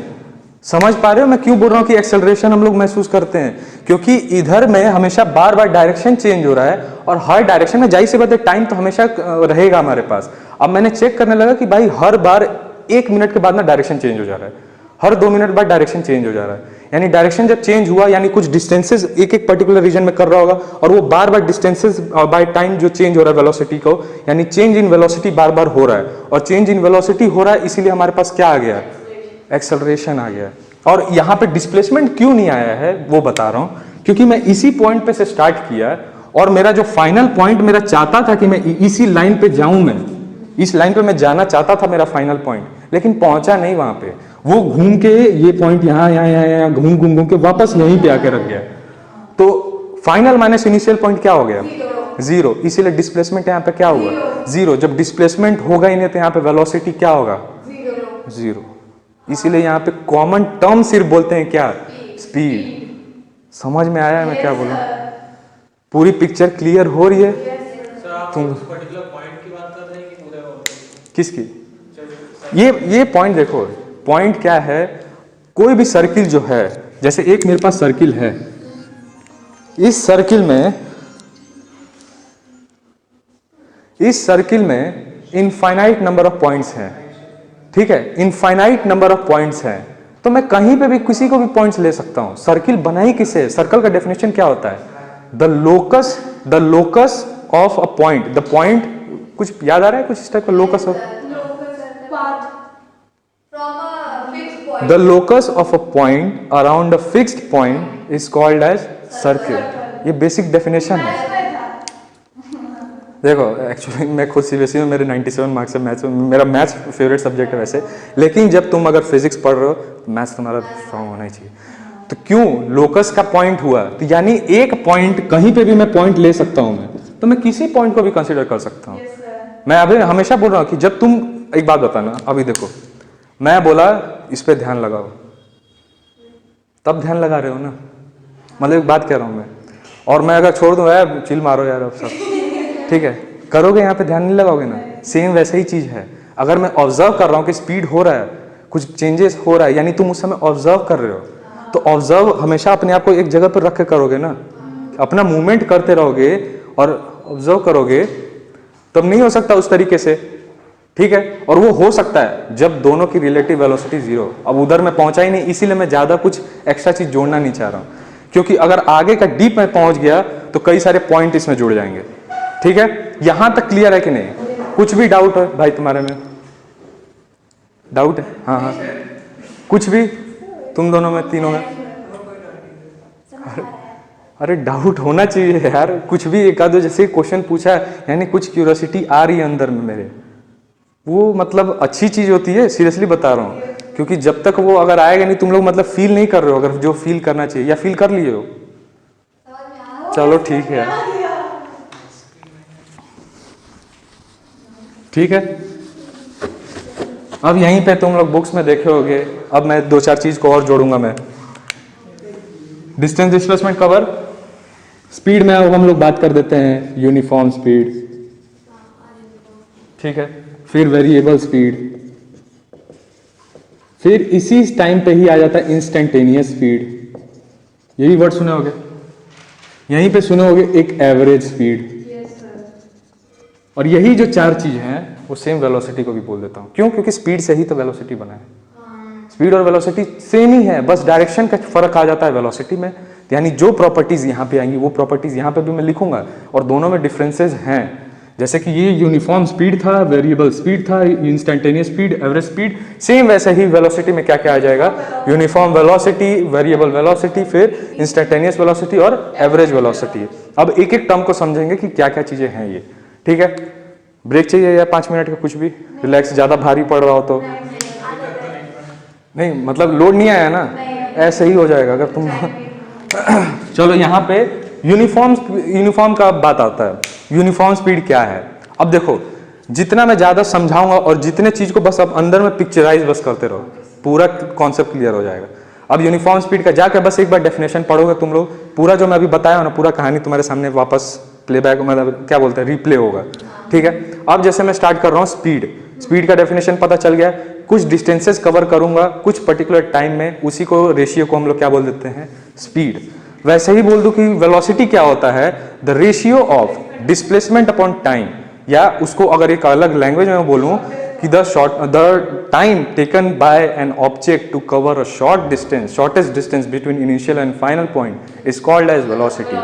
अब सोच रहे हो ये वर्ड रट्टा मारोगे, इसको सिर्फ कॉन्सेप्ट दिमाग में रखो, 2 पॉइंट है, 2 पॉइंट का अगर शॉर्टेस्ट डिस्टेंस कवर कर रहा हूं, उसको कितने समय में कवर कर रहा हूं, तो वेलोसिटी हो गया। और कोई भी डिस्टेंस, अगर वो जो 2 शॉर्टेस्ट पॉइंट थी, उस 2 शॉर्टेस्ट पॉइंट को पहुंचने के रास्ते कई सारे हो सकते हैं, ठीक है। तो जो एक्चुअल पाथ लेंथ होगा, उस एक्चुअल पाथ लेंथ को कितने समय में मैंने कवर किया, वो हमारा क्या हो जाएगा, सिर्फ स्पीड होगा। लेकिन जैसे ही बोल दिया कि इन 2 पॉइंट का शॉर्टेस्ट डिस्टेंस को कवर करने में कितना टाइम लगा है, वो हमारा वेलोसिटी बता देता है। बाकी सब जगह पे क्या यूज कर सकते हो, स्पीड। और जब तक कोई पूछे नहीं कि भाई तुम डिस्प्लेसमेंट स्पीड बताते रहो, तुम बोल भी सकते हो कि ये भी एक तरह से स्पीड है, लेकिन speed in a particular direction, speed in a straight line, that is called as velocity. यानी हर जगह पे स्पीड है, लेकिन अगर एक पर्टिकुलर डायरेक्शन की जब बात कर लिए तो क्या हो गया तुम्हारा, वेलोसिटी। क्लियर है? एक्चुअली मेरा ये सो के उठने का टाइम है।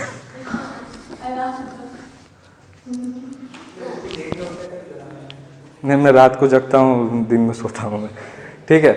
ये सारी चीजें क्लियर हो गया यहाँ तक एक्सेलरेशन पे। अब हम लोग क्या बात कर रहे थे, यूनिफॉर्म स्पीड क्या होता है, फिर वेरिएबल स्पीड क्या होता है, इंस्टेंटेनियस, और ये क्या। यहीं से अब थोड़ा सा भी ध्यान मत भटकाना, क्योंकि अब थोड़ा सा मैं घुसाऊंगा मैथ्स को, तब तुम लोग को थोड़ा टफ लगेगा नहीं, वैसे समझा दूंगा पूरा नहीं, ताकि कंसंट्रेशन बन जाए उधर। यूनिफॉर्म स्पीड क्या होता है, अब मैं एक गाड़ी हूँ और वो तक मेरे को डिस्टेंस कवर करना है। अगर मेरा जैसे ही 1 सेकंड हुआ, मैंने एक जंप मारा और उसी 1 सेकंड के बाद फिर उतना ही जंप मार दिया, ठीक है, और ऐसे कर करके मैंने अपने डेस्टिनेशन को पहुंच गया, तो हर एक सेकंड पे मैंने इक्वल जंप मारा, यानी इक्वल डिस्टेंसेस कवर करके मैंने अपने डेस्टिनेशन पॉइंट यानी फाइनल पॉइंट पे पहुंचा। तो उस ओवरऑल मोशन जो, यानी मोशन क्या है, changes of position of an object is called as motion. नहीं, वो यूनिफॉर्म मोशन। देखो अब जो कहानी बता दिया ना, अब आराम से सोचो मैं क्या बोलने जा रहा हूँ, क्योंकि उस समय फील करो। अगर जब तक इसको फील नहीं करोगे तो बस भी किसी को भी डेफिनेशन कुछ भी बोल दोगे, ठीक है। अब मैं बोल दिया क्या मोशन क्या हुआ। अगर एक बॉडी है, एक ऑब्जेक्ट है, इसने अपना पोजीशन चेंज कर दिया with respect to time reference और एक फ्रेम ऑफ रेफरेंस के मुताबिक, तब वो ऑब्जेक्ट मोशन में है, ठीक है। अब मैं एक मोशन कर रहा हूँ, चेंजेस ऑफ पोजीशन मेरा हो रहा है, लेकिन हर एक इक्वल सेकंड पे मैं इक्वल डिस्टेंस कवर कर रहा हूँ। यानी यहां से, अब इसको मैं ड्राइंग से मैं समझू, मैं 0 1 2 3 4, 0 से 1 जाने के लिए 1 मीटर ही यहाँ पे डिस्टेंस है, 1 से 2 गया तो 1 मीटर ही डिस्टेंस है, 1 मीटर ही है, 1 मीटर ही है। और इस पूरे 1 मीटर को कवर करने के लिए मैंने 1 सेकंड ही लिया, 1 सेकंड ही लिया, यहाँ पे मैंने 1 सेकंड लिया और 1 सेकंड लिया। तो अब मैंने यहाँ पे स्पीड क्या हो गया, और स्ट्रेट लाइन में तो यानी यहाँ पे क्या यूज करूंगा, एक पर्टिकुलर डायरेक्शन में है, तो यहाँ पे मैं इसको क्या बोलूंगा, फिर स्पीड बोलूंगा या वेलोसिटी बोलूंगा, वेलोसिटी। अब क्लियर हो रहा है। देखो यही चीज धीरे धीरे अभी सिर्फ एक दिन अभी मिलो, या एक्चुअली में 22 दिन अगर अच्छे से पढ़े रहते तो ये डाउट ही नहीं रहता तुम्हारे में। और वेलोसिटी क्या होता है, एक पर्टिकुलर डायरेक्शन में, तो इसीलिए वी के ऊपर हम लोग क्या लगाते थे, वेक्टर लगा देते हैं। और इसीलिए वेक्टर को भी जब पढ़ाऊंगा मोशन इन प्लेन में, तब कहानी है इसका, फिर कहानी के डॉट्स कनेक्ट करते हुए फिर वेक्टर्स को अच्छे से दिमाग में रख सकते हो। क्यों डॉट प्रोडक्ट, क्यों स्केलर, डॉट प्रोडक्ट पढ़ोगे, क्रॉस प्रोडक्ट पढ़ोगे, क्यों पढ़ रहे हो भाई उसको, सबका रीजन है। ये v है, ठीक है, ये स्पीड है। अभी यहाँ पे स्पीड है कि वेलोसिटी है, लास्ट बार।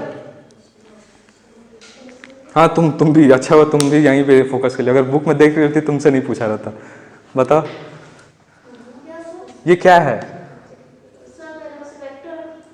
नहीं ये पूरा टर्म क्या है, स्पीड क्यों नहीं है ये, अच्छा अब क्या है ये फिर, तो दोनों में फर्क क्या है फिर, हाँ नहीं बता दे रहे हो बुकिश का, लेकिन फील मैं बस देख रहा हूँ कुछ लोग ज़्यादा इंटरेक्ट हो रहे हैं, बाकी थोड़ा सा डाउन है। मतलब क्यों डाउन, अगर अच्छा नहीं लगता है तो बता देना यार बेसिक, क्योंकि मैं भी फर्स्ट टाइम ही पढ़ा रहा हूँ, इसलिए जो होगा दिक्कत तो कुछ बताना, ठीक है, जहाँ पे डाउट होगा। अब एक्चुअली में स्पीड का डेफिनेशन होता है डिस्टेंस या डिस्प्लेसमेंट अपॉन टाइम, ठीक है, यही होता है। अब हमारे पास डिस्टेंस भी हो और टाइम भी है, तब हम लोग निकाल सकते हैं क्या, स्पीड। लेकिन अब देख रहा हूँ स्पीड नहीं यहाँ पे यूज करूंगा, क्यों, क्योंकि ये स्ट्रेट एक लाइन में हो रहा है, इसलिए मैं बोल दूंगा कि हम लोग वेलोसिटी निकालेंगे। तब मैं वेलोसिटी निकाला, वेलोसिटी का फॉर्मूला पता है, डिस्प्लेसमेंट अपॉन टाइम, 1/1/1, यानी सिर्फ 1, यानी यहाँ पे भी वेलोसिटी, ये मैं वेलोसिटी का एक एरो बना रहा हूँ, इस रीजन में वेलोसिटी क्या हो जाएगा 1 मीटर पर सेकेंड, इस रीजन में क्या हो जाएगा 1 मीटर पर सेकेंड। तो हर जगह हर एक सेकंड हर एक डिस्टेंस पे वेलोसिटी जब सेम रह रही है, इसीलिए क्या बोल दिया गया, यूनिफॉर्म वेलोसिटी। क्लियर हो गया, ये टर्म क्लियर है ना, यूनिफॉर्म। अब आते हैं वेरिएबल, कुछ नहीं है, बस उल्टा कर दो इसमें। अब मैं ये 1 सेकंड यहाँ पे कंसिडर नहीं करूंगा मैं, अब मैं 1 सेकंड का ड्यूरेशन ये बढ़ा दिया, यहाँ से 0 से 2 तक पहुंचने तक को मैं बोल दूं कि 1 सेकंड कवर किया है। यहाँ पे तब तक कितना यूनिट कवर कर लिया है, 2 मीटर। फिर अगले सेकंड में मैंने 1 मीटर ही ट्रेवल किया, ठीक है। फिर अगले बाद में मैंने 3 मीटर मान लिया छोटा दिख रहा है वैसे, और 1 सेकंड, ठीक है। तब इसका डेफिनेशन अब क्या सुनो, the motion on the object covering unequal distances in equal interval of time is called as, clear है। डेफिनेशन को कैसे रख सकते हो, बाकी स्टार्टिंग से स्टार्ट हुआ हमारे पास, ऐसे ही इस ग्राफ को याद रखो, सारा डेफिनेशन याद तुम्हारा। The object covering unequal distances, unequal है 2 है फिर 1 है 3 है, लेकिन हमेशा 1 सेकंड के बाद ही मैं चेक कर रहा हूं। The object covering unequal distances in equal interval of time, या वाइसे वर्सा, उल्टा भी कर सकता हूं। कैसे? एक एक मीटर पे ही करते रहो और अनइक्वल डिस्टेंसेज, तब उस समय हमारा जो मोशन होगा, और वो मोशन में भी स्पेसिफिकली मैं अगर स्पीड पे चला जाऊं तो स्पीड में हमारा स्पेसिफिक क्या हो जाएगा? Variable speed. समझ में आ रहा है कैसे कहानी स्टार्ट हुआ? मैकेनिक्स से मोशन पे आया, मोशन के बाद से उसको खोले, उससे पहले डिस्टेंस पे डिस्प्लेसमेंट पढ़े, उसकी कुछ प्रॉपर्टीज थोड़ी थी, उसकी और भी डीप प्रॉपर्टीज थी, लेकिन अगर उसको बताने चला तो टाइम वेस्ट होगा, मैं जो जो कवर करना चाहता हूँ वो कवर नहीं होगा। इससे मैंने पूरा ये सारे क्लिप जोड़ा है, कैसे टाइम का रोल आया, यहीं से स्पीड और वेलोसिटी आ गई, इनकी भी कुछ प्रॉपर्टीज थी, जैसे डिस्प्लेसमेंट अगर निगेटिव हो गया तो डिस्प्लेसमेंट निगेटिव है, यानी वेलोसिटी भी निगेटिव हो सकती है। डिस्प्लेसमेंट पॉजिटिव होता है तो वेलोसिटी पॉजिटिव रहेगा। डिस्प्लेसमेंट अगर जीरो हो जाता है, 0/t कुछ भी करो तो जीरो आएगा, और ये पूरा किसको डिनोट करता है? वेलोसिटी की, यानी वेलोसिटी जीरो हो सकती है। डिस्टेंस क्या हो सकता है? ये भी जीरो हो सकता है, लेकिन डिस्टेंस कभी निगेटिव नहीं हो सकता, इसलिए स्पीड क्या हो सकता है? निगेटिव। जीरो तो हो सकता है, ये हमेशा पॉजिटिव होगा या जीरो हो सकता है, ठीक है। लेकिन इसको अगर एमसीक्यू में पूछ दें, ऐसे ही नीट में या चाहे कहीं पे भी जाओ, कोई भी अगर तुम डायरेक्ट जैसे IIT JEE में जब जाओगे तो सेंगेज का बुक उठाओ, ठीक है, वो सेंगेज के बुक अगर पढ़े हुए ना, पहले सबसे पहले तुम्हारा बेसिक ही है। अगर मैं न्यूमेरिकल बनाऊंगा, एक बात बताओ, अगर न्यूमेरिकल बनाया, मेरा बस कॉन्सेप्ट ही क्लियर नहीं है, वरना मैं अगर तुमको बोल दूं कि देखो भाई v = डिस्टेंस बाय टाइम है, यही फॉर्मूला सब बता देंगे, सब कर देंगे, फर्क कहां पे आ जाता है? कॉन्सेप्ट को। जब वो न्यूमेरिकल सामने आया, मैं उसको फील ही नहीं कर पा रहा हूं कि भाई अगर उसमें एक टर्म बोल दिया, जैसे एक क्या होता है ना कि जैसे एक लैंग्वेज है, उस लैंग्वेज का जब तक तुम लोग ग्रामर अच्छे से नहीं पढ़ लिए तब तक उसको परफेक्ट यूज कर पाओगे। तुमको पता तो लग जाएगा कि ये लैंग्वेज है, लेकिन उसको परफेक्ट यूज करने का टेक्निक ही नहीं पता है, तो कैसे उसके ऊपर मास्टरी होगा? सेम वही चीज फिजिक्स के ऊपर है। अगर मेरे पास पूरा एक एक चीज पता है कि डिस्टेंस ये है, डिस्प्लेसमेंट ये है, स्पीड ये है, वेलोसिटी ये है, एक्सेलरेशन ये है, उसकी प्रॉपर्टीज ये हैं, अब लाओ फॉर्मूला, उसके बाद से बैठो क्वेश्चन अब क्या कह रहा है उसको। ऐसा नहीं है कि मैं न्यूमेरिकल यहाँ पे सॉल्व कर दूंगा किसी का भी कुछ भी, लेकिन मैं इतना जानता हूँ कि टाइम मेरे को मिले, एक बार अच्छे से उसको समझूं, मैं कर लूँ तो मैं उसको कर सकता हूँ सॉल्व। क्यों? क्योंकि मेरे कॉन्सेप्ट मैंने उसको कवर रखा है, उसको बस एक बार मैं रीडअप करूँगा, मेरा हो गया क्लियर। तो इस तरीके से हमेशा देखो, नोट्स का भी एक प्रॉपर स्ट्रैटेजी है। जैसे मैं अपना प्रिफर करता हूँ सेल्फ नोट्स हमेशा। क्यों नोट्स? इस तरीके से डायग्रामेटिकली मेरे को पसंद है करना, ठीक है। क्यों मैं करता हूं ऐसे? मेरे कई सारे, मतलब मैं अपने जो खुद के प्रिपरेशन करता हूं, कई सारे नोट्स बनाता हूं मैं। क्यों ऐसा? इसलिए करना पड़ता है क्योंकि मेरे को उस चीज को सीखना है, मेरे को सीखना है। अगर आज एक सिंपल सा भाषा में बता रहा हूं, 11th क्लास का तुम्हारा पूरा साल बीत गया है, खत्म हो चुका है तुम्हारा 11th लगभग, क्या चीज निकाल पाए तुम लोग एक साल में? ये जब आंसर अंदर से आएगा ना कि भाई अगर मैंने टारगेट बनाया रहता है कि भाई टोटल 9 चैप्टर है, 9 अगर चैप्टर यूनिट उठाओ भी तो 36 बस पॉइंट्स हैं उसमें, ठीक है। लेकिन हाँ, समझा, बिना ट्यूटर का कुछ नहीं होता है, वो तो मैं भी एक्सेप्ट करता हूँ, क्योंकि मैं भी एक था, मेरे फिजिक्स में 86 ही थे सिर्फ, ठीक है। वहाँ पे अच्छे मार्क्स आ सकते, लेकिन कॉन्सेप्ट क्लियर नहीं था, कई सारे में डाउट आता था यार, डिस्प्लेसमेंट, डिस्टेंस, ये चीज़ें क्लियर हो गई यहाँ तक। बोर तो नहीं कर रहा हूँ ना? यहाँ तक क्लियर।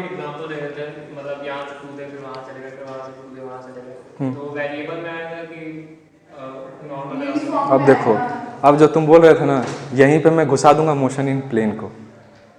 देखो, मैं एक बार मोशन इन प्लेन को थोड़ा सा डिस्क्राइब कर दे रहा हूँ मैं। क्यों अभी ये क्वेश्चन जो पूछा है ना, एक्चुअली में ये इसका डाउट पूरा हो जाएगा मोशन इन प्लेन में जो तुम पूछ रहे हो। एक्चुअली में तुम्हारी डिस्टेंस जब मैं कूदा हूँ ना, तो मैं एक प्रोजेक्टाइल में भी जब जाके अच्छा सीधे में, हाँ, तब तो वो यूनिफॉर्म रहेगा ना यार, तो उससे मतलब नहीं है। मेरे टाइम, मैं वही तो बता रहा हूँ, मैं बस मान रहा हूँ। अब एक बात बताओ, मेरी वेलोसिटी, मैं फ्लैश वेब सीरीज को देखा है, मैं फ्लैश हूँ, ठीक है। अब मेरा एक एक सेकंड जो टाइम है वो अपने स्पीड से जा रहा है, ठीक है, वो अपने स्पीड से जा रहा है। लेकिन अगर मेरी कैपेबिलिटी है कि मैंने एक सेकंड के बदले माइक्रो सेकंड में ही उस डिस्टेंस को कवर कर लिया, मतलब मेरी इतनी स्पीड है कि मैंने वो जो एक जो डिस्टेंस था उसको एक सेकंड का ड्यूरेशन मुझे अलॉट हुआ है। जैसे सिंपल सा चीज है, मेरे को 100 रुपये मिला है, अब मैं उस 100 रुपये को चाहे एक दिन में बैठ के डोमिनोज खा के खत्म कर दूं, या तो रोज 10-10 रुपये जाके कुछ भी जाके गन्ने का जूस पी लूं, चॉकलेट खाऊं, तो उसको मैं लंबे समय, वो मेरे ऊपर है। सेम वैसे ही है डिस्टेंस में, एक सेकंड फिक्स है, हम लोग को अलॉट हुआ है। अब उसमें मेरा, अगर मैं सेम जितना मैं आज मैं 10 खर्च किया, अगले दिन भी 10 खर्च कर रहा हूँ, परसों भी 3 दिन बाद भी 10 से खर्च कर रहा हूँ, तो ये यूनिफॉर्मिटी शो कर रही है, ठीक है, इसीलिए यूनिफॉर्म मोशन है वो। क्लियर है? ये डाउट है कुछ? यहाँ पे अब आते हैं वेरिएबल। वेरिएबल समझ गए सब, डेफिनेशन क्लियर है, परफेक्ट। अब नेक्स्ट चीज जो है इंस्टेंटेनियस, और इसको अगर बता दिया ना एक बार, और थोड़ा सा मैथ्स चाहिए इसमें, अगर अच्छे से कॉन्सेप्ट क्लियर कर लिए, बता रहा हूं कभी नहीं भूलने वाले। और वो जो 3 इक्वेशन है, ये तुम लोगों को बुक में भी नहीं मिलेंगे। कई बार क्या होता है ना, जब हम लोग नहीं चाहते हैं लेकिन फिर भी कई सारी चीज़ें मिल जाती है। जैसे मैं अगर कुछ चीज़ पढ़ रहा हूँ, जैसे एक सिंपल सा चीज़ है, मेरे पास 5 कपड़े हैं सिर्फ, ठीक है, 5 कपड़े पर अगर मेरे पास हैं तो परमुटेशन कॉम्बिनेशन लगाऊं मैं, इसको मैं इससे जोड़ के पहन सकता हूँ आज, फिर उसको जोड़ के मैं उससे कर सकता हूँ, ठीक है। सेम वैसे ही हो जाता है हमारे लाइफ के साथ भी। जब 11th में हैं हम लोग के पास ज़्यादा पढ़ाई नहीं है, क्योंकि अभी हम लोग सीख रहे हैं, अभी हमारे पास ऑप्शन नहीं है, तो हम लोग बस मानते हैं कि चलो इतना पढ़ लिया, अरे बेस्ट है। जैसे एक कपड़ा है, लेकिन मेरे क्या है, मैंने इंजीनियरिंग भी कर लिया है, तो मेरे पास क्या है 45 सब्जेक्ट प्लस जो भी मैंने स्कूलिंग में पढ़ा और उसके पहले भी एकेडमिक स्टूडेंट रहा हूँ, तो वो सबको जब मैं मिक्स करता हूँ तो मुझे लगता है ना कि मैं कई बार चीज़ उधर का चीज़ जोड़ देता हूँ इसमें, फिर उधर का चीज़ जोड़ देता हूँ, और फिर उसमें कुछ नया क्रिएशन मिल जाता है। ये होगा, मैं बता रहा हूँ, सीरियसली होगा। ये ऐसे नहीं है, मतलब जैसे अगर तुम अपने, जैसे मेरा खुद दोस्त गुरमीत सिंह बेदी था, IIT बॉम्बे में था वो, उसकी लेवल में मैच कभी नहीं कर सकता, और एक्सेप्ट भी करता हूँ कि वो ब्रिलियंट है, ठीक है। क्यों था? उस समय वो आयरोडो बुक सुना होगा कोई, आयरोडो का, आयरोडो बुक सॉल्व करता था वो। आयरोडो के जो मैथ, जो इवन टीचर्स होते हैं वो उससे भागते हैं, ठीक है, न्यूमेरिकल सॉल्व नहीं कर पाते हैं, उस आयरोडो को सॉल्व कर देता है। तो एक आध 2 लोग वैसे होते हैं जो गॉड गिफ्टेड ही पहले होते हैं, और एक होते हैं लेबरियस, धीरे पहुंचूंगा लेकिन उस चीज़ को कवर करूंगा जरूर, सीखूंगा जरूर, वो चीज़ रख लेना अंदर में। वही चीज़ यहाँ पे मैं जोड़ूंगा इंस्टेंटेनियस पे, ठीक है। अब इंस्टेंटेनियस, सॉरी सर, अच्छा कंटिन्यू।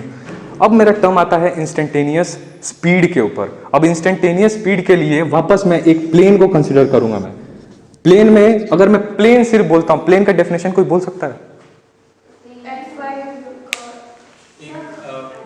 एक एनवायरनमेंट, एक सिस्टम। बस बोल रहा हूं ना, हर एक चीज को जुड़ा हुआ है, हर चीज जुड़ा हुआ है। The area bounded within 2 axis is called as plane. कुछ है इस डेफिनेशन में? कुछ नहीं है, सिर्फ एक क्या है, कॉमन सेंस, लेकिन वो सुनना पड़ेगा एक बार, कभी ना कभी। वही चीज बताया, द एरिया बाउंडेड, ये एरिया बाउंडेड है, और ये लाइंस देखो, ये लाइंस तो इनफाइनाइट कहीं पे भी जा सकती है, तो ये जहां जहां जाएगी और वैसे वैसे ये जो पूरा एरिया जो कवर करेगी, वही हमारा डेफिनेशन हो जाता है प्लेन का। और उधर ही हम लोग बोलने लगते हैं मोशन इन प्लेन, उसको भी समझाऊंगा फिर मोशन इन प्लेन क्या है, ठीक है। तो ये मेरा एक प्लेन को, इसी का नाम बोल देते हैं एक्स वाई प्लेन। मैथ्स में हम लोग पढ़ते थे एक्स वाई प्लेन। क्यों बोलते थे? क्योंकि एक्स वाई कोऑर्डिनेट्स को मिलके ये एरिया बाउंडेड किया गया है, इसी एरिया बाउंडेड को ही प्लेन कहते हैं, इसलिए इसको एक्स वाई प्लेन कहते हैं। अगर मैं इसी रीजन को मैं z ले लेता यहाँ पे, x और z, तो इसके इन दोनों एक्सिस के बीच का जो एरिया कवर हुआ रहता उसको मैं बोल देता एक्स जेड प्लेन, ठीक है। ये यहाँ तक कवर है। अब मेरे क्या बोलने वाला था मैं, इंस्टेंटेनियस चीज क्या है। प्लेन तक का डेफिनेशन क्लियर है। अब इंस्टेंटेनियस क्या है, अब समझना अच्छे से। लास्ट वाली गर्ल, स्पीड का डेफिनेशन बताना। स्पीड क्या होता है? सिर्फ अपने, अरे देखो डरो, एकदम नॉर्मल समझो, एमी वैल्यू मत दो मेरे को ज़्यादा, बस इतना बताओ स्पीड क्या है, बस जो तुम्हारे दिमाग में आता है, बस यही मैं सुनना चाहता था। क्यों? क्योंकि उसका यूज़ है, उसका यूज़ है। अच्छा ये यहाँ पे एक्स एक्सिस था और यहाँ पे वाई एक्सिस था। अब समझना है यार, देखो अब मैथ्स वाला टर्म है, अगर थोड़ा सा भी ध्यान दे दिया ना, पूरा चीज ये क्लियर हो जाएगा। और इंस्टेंटेनियस को मैं जोड़ रहा हूँ, मेरा मेन फोकस है इंस्टेंटेनियस के ऊपर, और उसी चीज को मैं समझाना चाह रहा हूँ।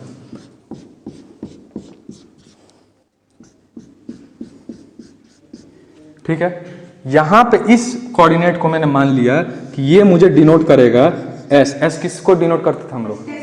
डिस्टेंस को। क्लियर आ रहा है? और इस एक्सिस को मैं मान लिया जो हमारा हमेशा इस धरती पर रहेगा, जब अब जा रहा है दिमाग में, टाइम, ठीक है। और बाकी यूनिट तो एक्सिस पे बटा ही रहता है। कैसे? 1 मीटर, अगर टाइम है तो क्या होगा? सेकेंड्स, 2 सेकेंड, 3 सेकेंड, 4, 5, 6, 7, 1, 2, 3, 4, 5, 6, 7, 8, ठीक है। यहाँ तक क्लियर है। अब कई बार देखोगे कि एक्सटी ग्राफ सुने होगे कभी, एक्सटी ग्राफ बना हुआ रहता है, डिस्टेंस टाइम ग्राफ, ये सब सुने हो, ये सब पढ़े होगे, यही सब पढ़े होगे। और उसको फील कर पाए थे क्या था वो, कैसे चेंज हो रहा था। इस पूरे चीज को मैं इससे डिनोट करूंगा। जैसे देखो ये लाइन था मेरा, ठीक है, स्ट्रेट लाइन, मैंने ये बनाया था ये पार्टीशन इस तरीके से, 1 सेकंड में ये 1 मीटर कवर किया, 1 सेकंड में ये। इसी चीज को जब मैं प्लॉट कर दूं ग्राफ पे तो बन जाता है हमारा डिस्टेंस टाइम ग्राफ। समझ में आ रहा है? इसी डिस्टेंस टाइम ग्राफ को मैं कन्वर्ट कर सकता हूँ वेलोसिटी टाइम ग्राफ में। वो लेकिन ग्राफ लास्ट पोर्शन में, बहुत बड़ा चैप्टर है, एक दिन का ये चैप्टर नहीं है कि 2 घंटे में कोई बता दे, ठीक है। ये पूरा यूनिट हो गया। अब मैंने यहाँ पे देखा था कि 1 सेकंड में ये कवर किया था कितना, मान लो ये 5 मीटर कवर किया है। तो पहला सेकंड पे मैं गया और बोला कि भाई पहले सेकंड पे मुझे 5 रुपए दे दो। इस वाले को बोला वाई कोऑर्डिनेट को कि मुझे 5 रुपए चाहिए। तो 5 रुपए वाले पे गया, बोला कि ले भाई, और देना है मेरे को। तो 5 वाला ये सोचेगा मैं किसको दूं, 1 को दूं कि 2 को दूं, 3, बोलूंगा 1 को देना है मुझे। तो 1 का मैंने यहाँ पे पॉइंट अलॉट कर दिया, ठीक है। यहाँ पे मैंने ये वो कर दिया मैं, ठीक है।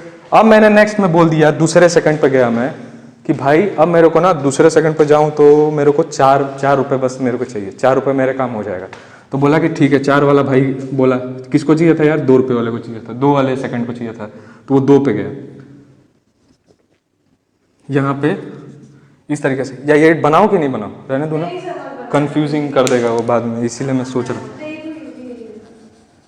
नहीं इजी था वो, मुझे भी पता इजी है, लेकिन बस मैं उसके जो फील है ना वो फील नहीं कर पाओगे। मेरे को पता है कि भाई ये कपड़ा अच्छा है, लेकिन जैसे ही छुओगे, महसूस करोगे, 5 सेंसेस से महसूस करोगे, तब ना बोलोगे कि ये सही में अच्छा है। वही चीज मैं बस ऑब्जर्व कराना चाह रहा हूँ। 2 पे गया मैं, 4 रुपया मिला कहीं पे, 4 पे फिर मैं चला गया तो मान लो मेरे पास 6 रुपया देना था, ये हो गया। और मैं बोला कि ओवरऑल ना जो भी पैसा अलॉट हुआ है उसके ऊपर ना जोड़ दो, बस वही हमारा क्या बन जाता है। मैंने कहाँ से स्टार्ट किया, मान लो 0 पे जब मेरा था, तो 0 पे जब मैं था ना, जब मेरे पास कुछ नहीं था, मेरे पॉकेट में ना सिर्फ 6 रुपया अलॉट हुआ था उस समय से। मतलब एक स्टार्टिंग फेज होगा हमेशा। यहां से कनेक्ट होते हुए ग्राफ गया, यहाँ पे आया, 2 से 3 सेकंड 4 सेकंड तक कांस्टेंट रहा, और 5वें सेकंड से फिर पैसा रुपया मिला है। यानी इधर तक तो जितना था भाई उतना ही तक रहेगा। यानी कहाँ तक, 5 सेकंड तक, क्योंकि उस बीच दौरान में कोई किसी से पैसा मांगा नहीं है, तो जितना मेरे पास था उतना ही रहेगा। मतलब मेरे पास 5 रुपये, अगर 4 रुपये पे मैं आ गया था तो 4 रुपये ले लेके मैं उतने देर तक रहूंगा जब तक कोई मांगे ना। तो यहां तक मैंने आया, लेकिन देखा कि 5वें सेकंड पे तुरंत पैसा बढ़ गया मेरा, तो मेरा ग्राफ एक्चुअली में यहाँ पे पहुंच गया, ठीक है। ये एक ऐसे ही कॉमन टर्म बताओ, कोई मैथ्स चीज नहीं बता रहा हूँ, लेकिन यहीं से मैं जोड़ दूंगा इंस्टेंटेनियस को। कैसे जोड़ूंगा वो बता रहा हूँ मैं एक अच्छा ग्राफ इसको बना देता हूँ। ये मैंने एक ग्राफ बना दिया, ठीक है, ये एक्सटी ग्राफ का ग्राफ बना दिया। अब मैंने बोल दिया, मैं महसूस कर रहा हूँ कि हर 1 सेकंड पे मैंने कुछ डिस्टेंस कवर किया। अगर इसको मैं प्लॉट करूँ, मैं 1 सेकंड पे यहाँ पे होगा, 2 सेकंड पे यहाँ पे होगा, 3 सेकंड में यहाँ पे होगा, 4 पे यहाँ पे होगा, 5 पे यहाँ पे होगा, 6 पे यहाँ पे होगा। यानी कुछ डिस्टेंसेस में कवर कर रहा हूँ टाइम 1-1 सेकंड के हिसाब से। अब मैं बोल दिया कि मेरे को बताओ इस पॉइंट पे ही वेलोसिटी क्या है, मुझे पूरा ओवरऑल जर्नी की फर्क नहीं पड़ता। मैं बोल दिया मैं यहाँ से बेंगलोर गया मैं, टोटल 3600 किलोमीटर थे और मैंने कवर कर लिया 24 घंटे में। तो मैं उसको डिवाइड करके एक स्पीड बता दूंगा, वो एक्चुअली में वो एवरेज स्पीड बताता है कि मैं उस पूरे जर्नी के दौरान उस स्पीड के अराउंड ही मेरा स्पीड रहा है, इसीलिए उसको एवरेज स्पीड कहा गया, ठीक है। लेकिन अगर मैं बोल दिया कि यहां से जब जा रहा था बेंगलोर, तो बेंगलोर के बीच में जबलपुर आया था, जबलपुर पे तुम्हारा स्पीड क्या था, अगर मैं पूछ दूं, वही चीज आ जाती है। क्या मतलब बोरिंग लग रहा है क्या? अच्छा, डिस्टेंस टाइम पे अगर मैं पूछ दिया कि इस इंस्टेंट पे तुम्हारा स्पीड क्या था, वही तुम्हारा डिनोट करता है इंस्टेंटेनियस स्पीड। और इंस्टेंटेनियस स्पीड की ना लोग बोलते हैं कि स्लो दिखाता है। देखो अगर तुम लोग थोड़ा सा पढ़े रहते हैं ना पहले से, तो तुम मेरे बात को अच्छे से समझ पाती। ये क्या है कि मैं फर्स्ट टाइम बता रहा हूँ, मुझे लग रहा है कि मैं बहुत अच्छा चीज बता दिया, तुम लोग अच्छा, जैसे एक होता है ना, तो निकालेंगे ना, अगर एक्सटी ग्राफ का स्लोप निकाल क्यों निकालेंगे? वही तो मैं पूछ रहा हूँ, उसी को जोड़ दूंगा। स्पीड करती है। हाँ सर, हाँ क्या क्या? नहीं नहीं, इंटीग्रेट अभी इंटीग्रेशन की कोई जरूरत नहीं है, इंटीग्रेशन तुम्हारा बाद में यूज होगा।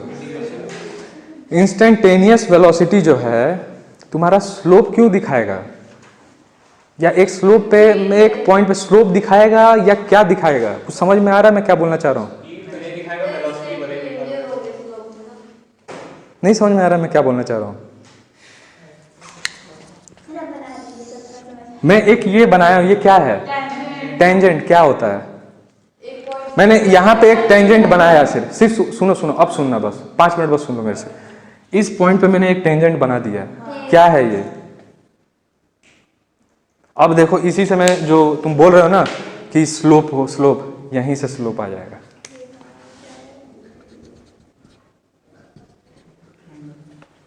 ठीक है, अब बता रहा हूं क्या है। इस लाइन को सिर्फ इधर सामने ला दो, डिस्टेंस, और इस नीचे वाले को नीचे से जोड़ दो। और S/T क्या होता है? स्पीड, ठीक है। और लेकिन अगर पर्टिकुलर डायरेक्शन का बोलूं तब वेलोसिटी। और एक टेंजेंट हमेशा किस पॉइंट को कैरी करता है? सिर्फ कितने पॉइंट कैरी करता है? एक पॉइंट पे। यानी एक पर्टिकुलर पॉइंट पे टेंजेंट ड्रॉ किया तो एक वेलोसिटी पता चली, कैसे? S/T से। इसीलिए इसको बोल दिया गया कि इंस्टेंटेनियस वेलोसिटी।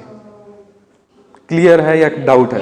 मैं ये भी बताऊंगा कि कैसे ये बन रहा है, ये भी बता दूंगा मैं, उसका टेंशन मत लो। ये क्लियर पॉइंट है कि नहीं? डेफिनेशन बताना थोड़ा यार, तुम बताना। क्या क्या मैं बताया इंस्टेंटेनियस वेलोसिटी? अरे एकदम भाई, बड़े भाई की तरह सोचो कि बस सिंपल, उतना फॉर्मेलिटी वाली चीज नहीं, बस कॉन्सेप्ट समझ गया तो मुझे ज्यादा अच्छा लगेगा। इंस्टेंटेनियस वेलोसिटी क्या समझे इससे?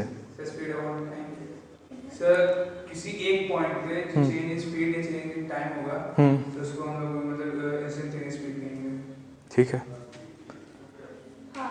लेकिन एक्चुअली मैं बोलना चाहता था कि टेंजेंट को अगर समझे रहते अगर अच्छे से, टेंजेंट हमेशा डायरेक्शन शो करता है, शो करता है।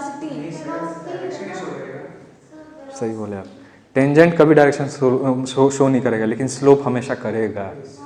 क्योंकि एक स्लोप जब बनता है यानी एक पर्टिकुलर एंगल बना है और वो एंगल एक डायरेक्शन शो करेगा, और इसीलिए इसको वेलोसिटी बोलते हैं, ना कि इंस्टेंटेनियस। स्पीड भी बोल सकते हो, मैं हमेशा बताया स्पीड और वेलोसिटी कंफ्यूजिंग करेंगे, लेकिन बस एक चीज दिमाग में रखो, जब तक स्पेसिफिक डायरेक्शन की बात ना हो तब तक हर चीज स्पीड है, और एक स्पेसिफिक डायरेक्शन की बात हो जाए यानी शॉर्टेस्ट पाथ की बात हो जाए तब वहां पे वेलोसिटी बस घुसा दो। स्लोप क्या है? वेलोसिटी की स्पीड। यहाँ पे तुम लोग कह सकते हो कि ये वेलोसिटी है, इंस्टेंटेनियस वेलोसिटी है। ये वेलोसिटी नहीं, सर एस वेक्टर नहीं दिया है। नहीं, एक बात बताओ, ये मैं जो पूरा प्रोजेक्शन कर रहा हूँ, एक प्रोजेक्शन जो ये कर रहा हूँ, मोशन इन स्ट्रेट लाइन की मैं बात कर रहा हूँ, और मोशन इन स्ट्रेट लाइन का ही ग्राफ है।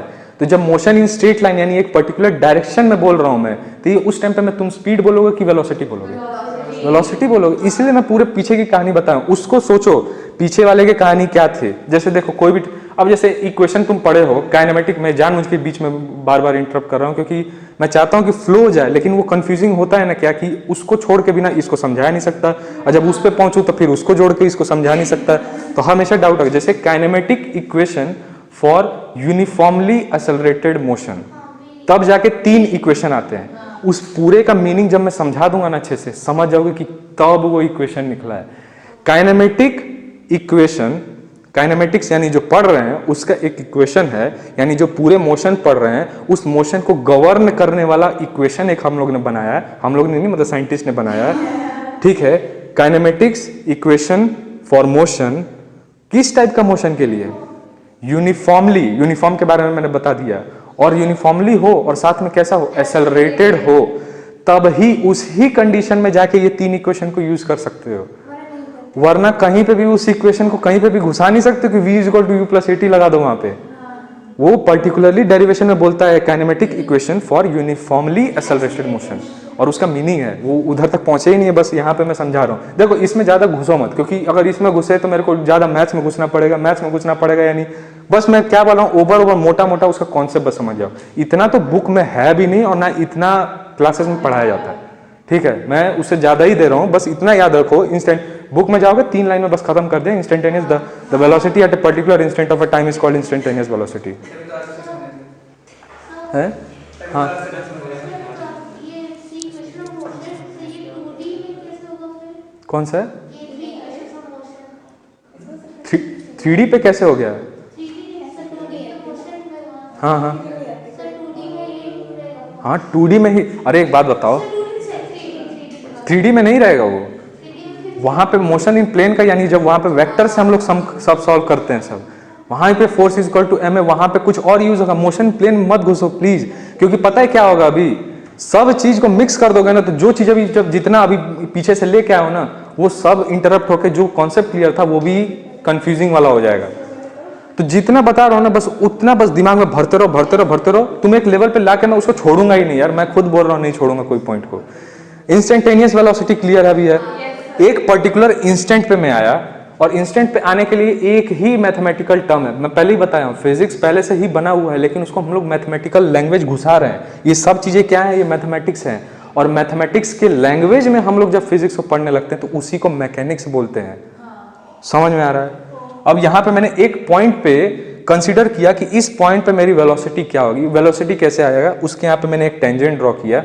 अगर मेरे को चाहिए था यहाँ पे, तो मैं एक टेंजेंट ड्रॉ करता यहाँ पे, ठीक है। एक टेंजेंट का स्लोप कुछ बनता है। अब वो स्लोप कैसे मैं फाइंड करूंगा? मैंने मान लिया कि यहाँ पे इसका एंड था, यहाँ पे इसका एंड था, तो मैंने यहाँ पे डिस्टेंस ये कवर किया, यहाँ पे ये डिस्टेंस कवर किया। इस टेंजेंट पे यहाँ पे इतना स्लोप बन रहा है, और यही स्लोप मेरे को यहाँ का क्या वैल्यू दे देगा? Instantaneous velocity. कैसे स्लोप दे देगा वेलोसिटी? क्योंकि स्लोप का फॉर्मूला क्या बन जाएगा? s/t, और s/t ही हमारा वेलोसिटी होता है। इसलिए जो m यहाँ पे m को स्लोप से डिनोट करते हैं। ज्यादा घुस रहा हूँ मैथ्स में, मतलब m is equal to tan theta होता है। tan थीटा जगह डिनोट करो तो परपेंडिकुलर बाय बेस हो जाएगा, तो परपेंडिकुलर हमारा s है और बेस हमारा t है, तो s/t हमारा क्या डिनोट होता है? वेलोसिटी। इसीलिए instantaneous velocity is equal to बोलते हैं slope at a particular graph of xt। ज्यादा हो गया ये, ठीक है, यहां तक क्लियर हो गया है। इंस्टेंटेनियस वेलोसिटी क्लियर है। अब अगर कोई पूछे कि क्या होता है इंस्टेंटेनियस वेलोसिटी, क्या होता है यूनिफॉर्म वेलोसिटी, क्या होता है वेरिएबल वेलोसिटी, क्या होता है स्पीड, क्या है डिस्टेंस, अब बता सकते हो ये सब चीजें? ये वैसे उड़ जाएगा, 5 दिन बाद दिमाग से उड़ जाएगा अगर अच्छे से लिखे नहीं रहोगे ना। मैं जानता हूँ, मैं खुद भुलक्कड़ हूँ, मेरे को याद नहीं रहता ज़्यादा दिन तक। जितने टेक्निकल वाले हम लोग में आ जाते हैं, हम लोग को सिर्फ कॉन्सेप्ट बताओ, हम लोग कॉन्सेप्ट निकाल सकते हैं पूरा अच्छे से, याद नहीं कर सकते।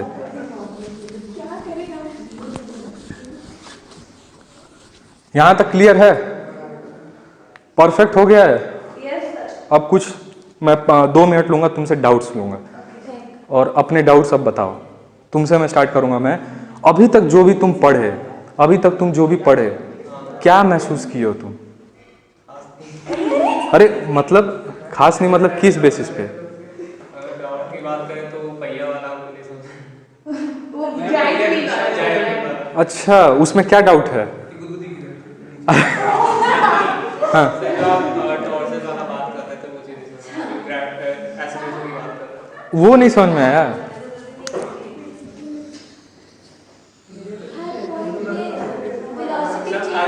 डायरेक्शन चेंज हो रहा है। अब तुम अच्छे से समझोगे, क्योंकि इंस्टेंटेनियस समझा दिया हूं ना मैं, अब अच्छे से समझोगे। हर पॉइंट पे वेलोसिटी चेंज हो रही है, डायरेक्शन चेंज हो रहा है, इसीलिए ये समझ गए, लेकिन वो पॉइंट वो उसने उसको वो अपने अंदर में नहीं ले पाया, वो मैं समझा रहा हूँ उसको। सर्किल के अंदर मान लिया बस इतने ही पॉइंट्स थे, ठीक है। अब प्लीज बात मत करो यार। टेंजेंट क्या करेगा? डायरेक्शन भी शो करेगा ना कहीं पे, अगर मैं एरर दे दिया तो इधर पे, ठीक है। यहाँ पे मैंने एक टेंजेंट बनाया, हर पॉइंट पे टेंजेंट बना सकता हूँ मैं? अब बोलेगा कि यहाँ पे इस तरीके से क्यों नहीं बनाया, ऐसा तो नहीं होगा ना? ये हाँ समझ गए, चलो ठीक है।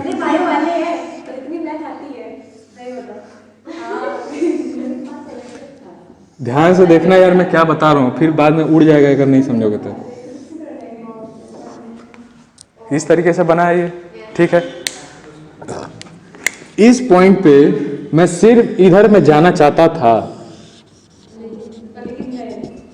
इधर में जाना चाहता था, ठीक है। अगर इसी डायरेक्शन में चला गया रहता, वो एक ही कंडीशन में हो सकता है कि या मैं इस पे से झूला टूटा होगा और मैं उड़ के उधर चला गया हूँ। होता है, जैसे वॉल करते हैं तो टूटता है तो सीधा स्ट्रेट लाइन में भागता है वो, ठीक है। तो वो ऐसे जब भागा होगा इधर पे, अगर चला जाता तो मैं बोलता कि उसकी वेलोसिटी थी वहां पे, ठीक है। और हमें अभी पता है कि एक पर्टिकुलर इंस्टेंट पे मैं अगर वेलोसिटी निकाल दूं तो उसी को बोलते हैं इंस्टेंटेनियस वेलोसिटी। इधर की वेलोसिटी इधर को डिनोट करती थी, क्योंकि वेलोसिटी क्या है, एक पर्टिकुलर डायरेक्शन में हो रही होगी। Distances displacement changes in particular time in a particular direction is called as velocity.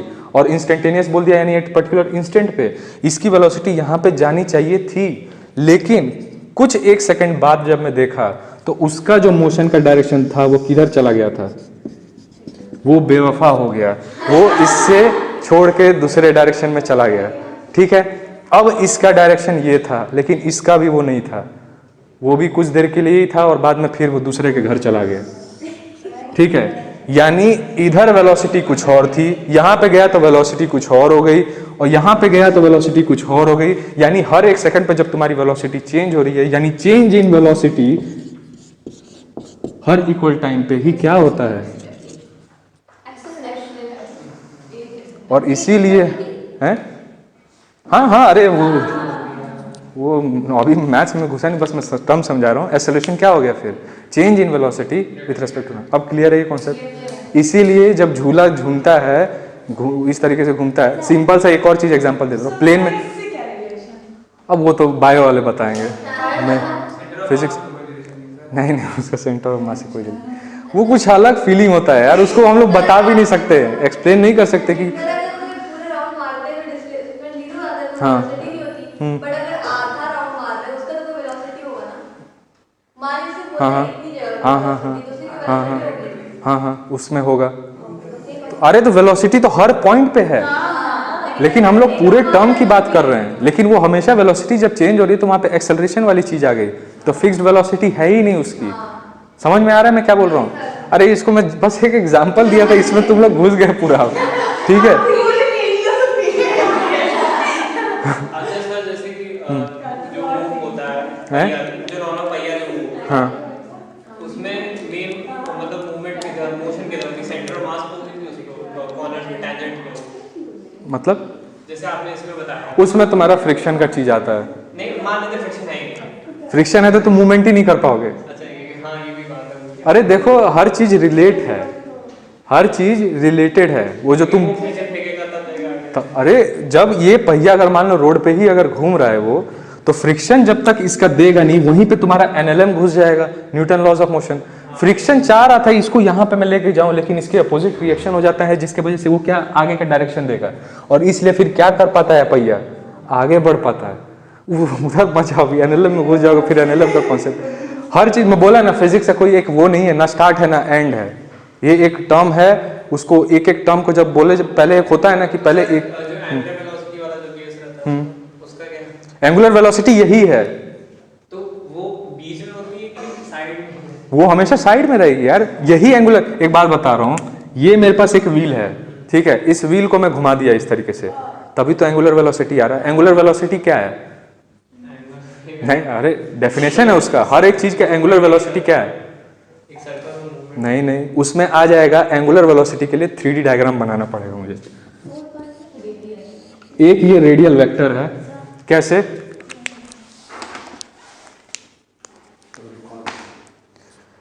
ये वेक्टर है, ठीक है। अब एंगुलर वेलोसिटी पूछ ले इसलिए बस बता रहा हूं, बस ये एक लास्ट ये, वरना फिर टॉपिक से भटक जाऊंगा फिर। इसी को मैं घुमा दिया मैं इस तरीके से, ये मेरे पास एक्सिस था, ध्यान से देखना। अब ये मेरा वेक्टर था, पोलर वेक्टर। अब जाहिर सी बात है एंगुलर वेलोसिटी बोल रहा हूं तो एंगुलर टर्म आ रहा है उसके अंदर, यानी कुछ एक एंगल बना होगा। वो जो एंगल में चेंजेस आ रहा है मूवमेंट करते वक्त, और एक टाइम पे, जैसे मान लो ये मेरा कुछ यहाँ पे एंगल था 30 डिग्री, लेकिन हर एक सेकंड के बाद मेरा 60 डिग्री यहाँ पे बन गया, या इधर हो गया मोशन। फिर हर सेकंड पे चेंज होते होते उसका मोशन चेंज हो रहा है, हर सेकंड पे उसका क्या हो रहा है, एंगुलर एंगल चेंज होते जा रहा है एक एक्सिस से।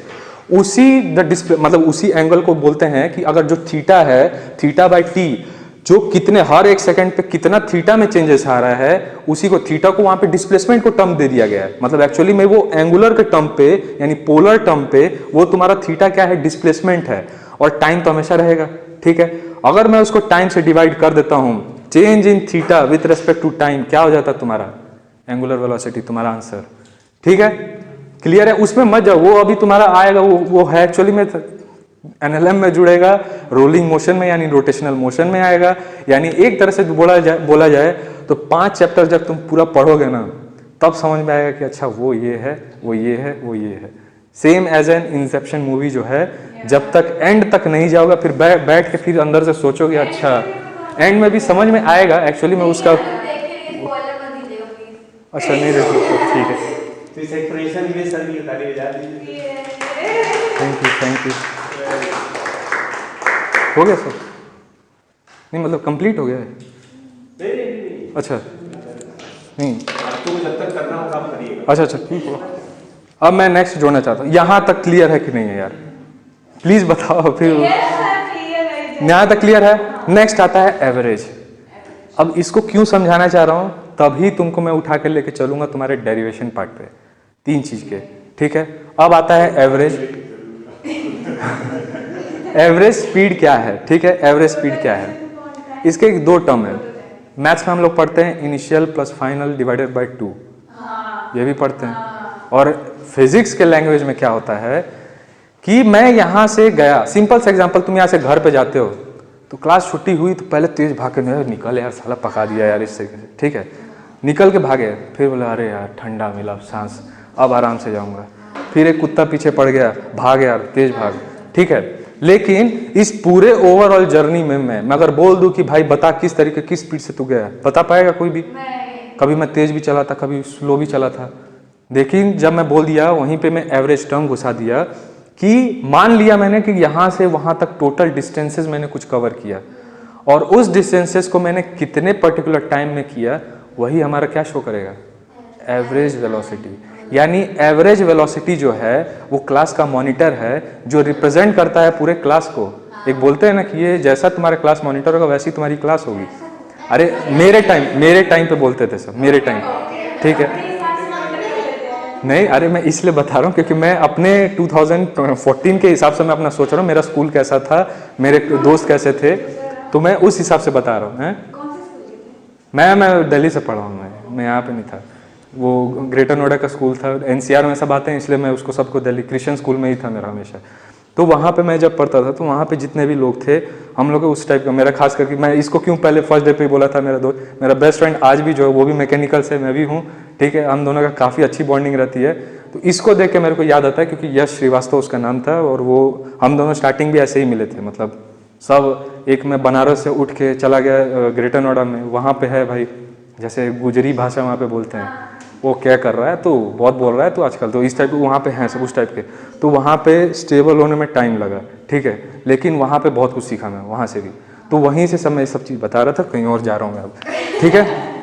ये सारी चीज़ें क्लियर हो गई।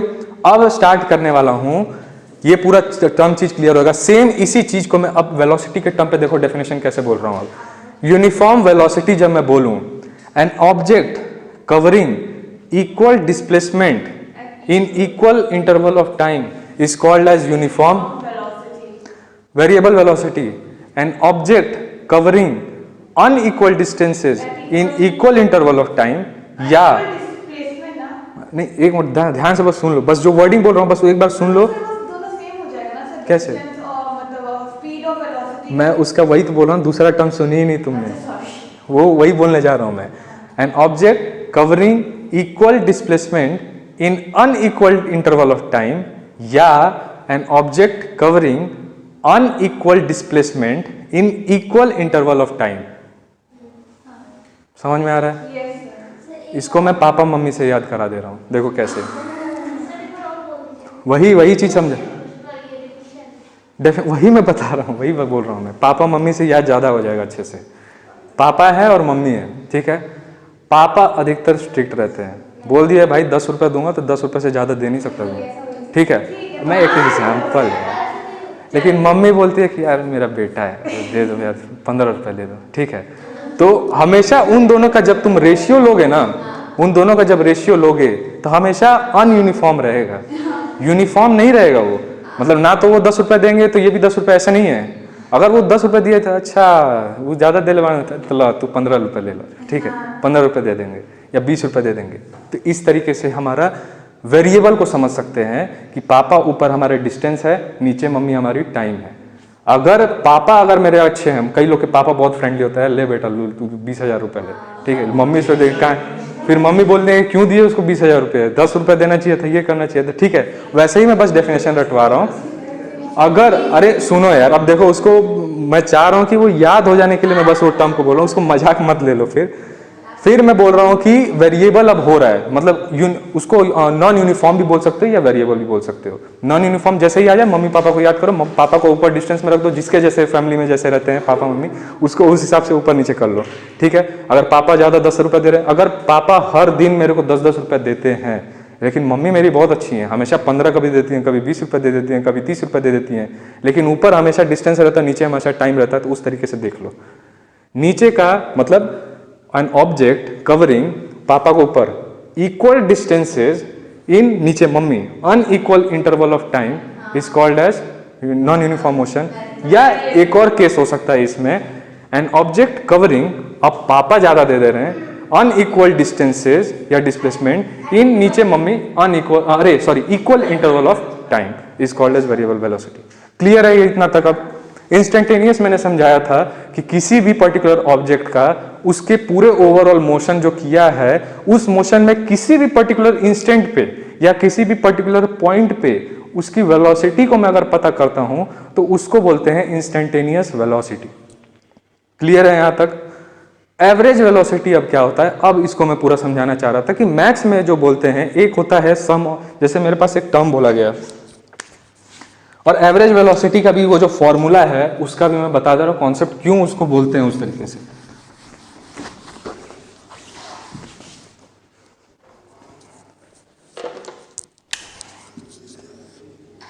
एपी सुने हो? अर्थमेटिक प्रोग्रेशन से जानते ही होंगे, हल्का फुल्का, बस हल्का फुल्का बोलो, जीपीयू एचपी पे मत पहुंचो। एचपी हार्मोनिक प्रोग्रेशन, अच्छा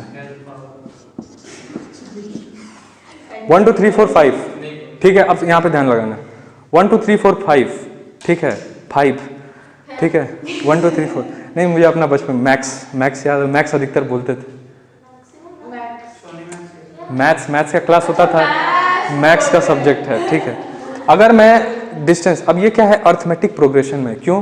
क्योंकि हमेशा डी जो है कांस्टेंट है, तो इस समय ही वो जो initial plus final divided by 2 जो होता है, वो केवल और केवल तब ही लगता है जब ऑब्जेक्ट या तो अर्थमेटिक प्रोग्रेशन यानी कुछ एक प्रोग्रेशन में हो, ठीक है। अर्थमेटिक क्यों बोला जाता है? अर्थमेटिक डिनोट क्या करता है? अर्थमेटिक मतलब कि वहां पे देखो एक नहीं, अरे हर चीज में रेफरेंस ऑफ फ्रेम नहीं, देखो अर्थमेटिक तब बोलते हैं ना कि इस इक्वेशन का ना अर्थमेटिक सॉल्यूशन बताओ।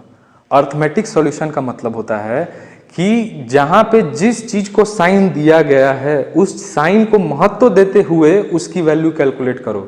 जैसे मैं बोल दूं, एग्जांपल समझा रहा हूं, -5 है और एक 4 है, इनके बीच का अर्थमेटिक डिफरेंस निकालो। मैं बोल दिया अर्थमेटिक डिफरेंस निकालो, मुझे डिफरेंस निकालना है इन दोनों टर्म में, लेकिन जैसे ही वर्ड आगे लगा दिया अर्थमेटिक, मतलब जैसा जिसको साइन अलॉट हुआ है उसको कंसीडर करते हुए तुमको डिफरेंस निकालना है। यानी मेरा एक ये आइसोलेटेड टर्म है, ये आइसोलेटेड टर्म है, उसके बाद तुम क्या लगा दोगे? डिफरेंस। अगर सम बोला रहता तो सम का साइन लगा रहता, तो अर्थमेटिक डिफरेंशिएशन। अब बोल दूंगा मैं माइनस क्या हो जाएगा? प्लस, तब जाके इसका आंसर 9 आया।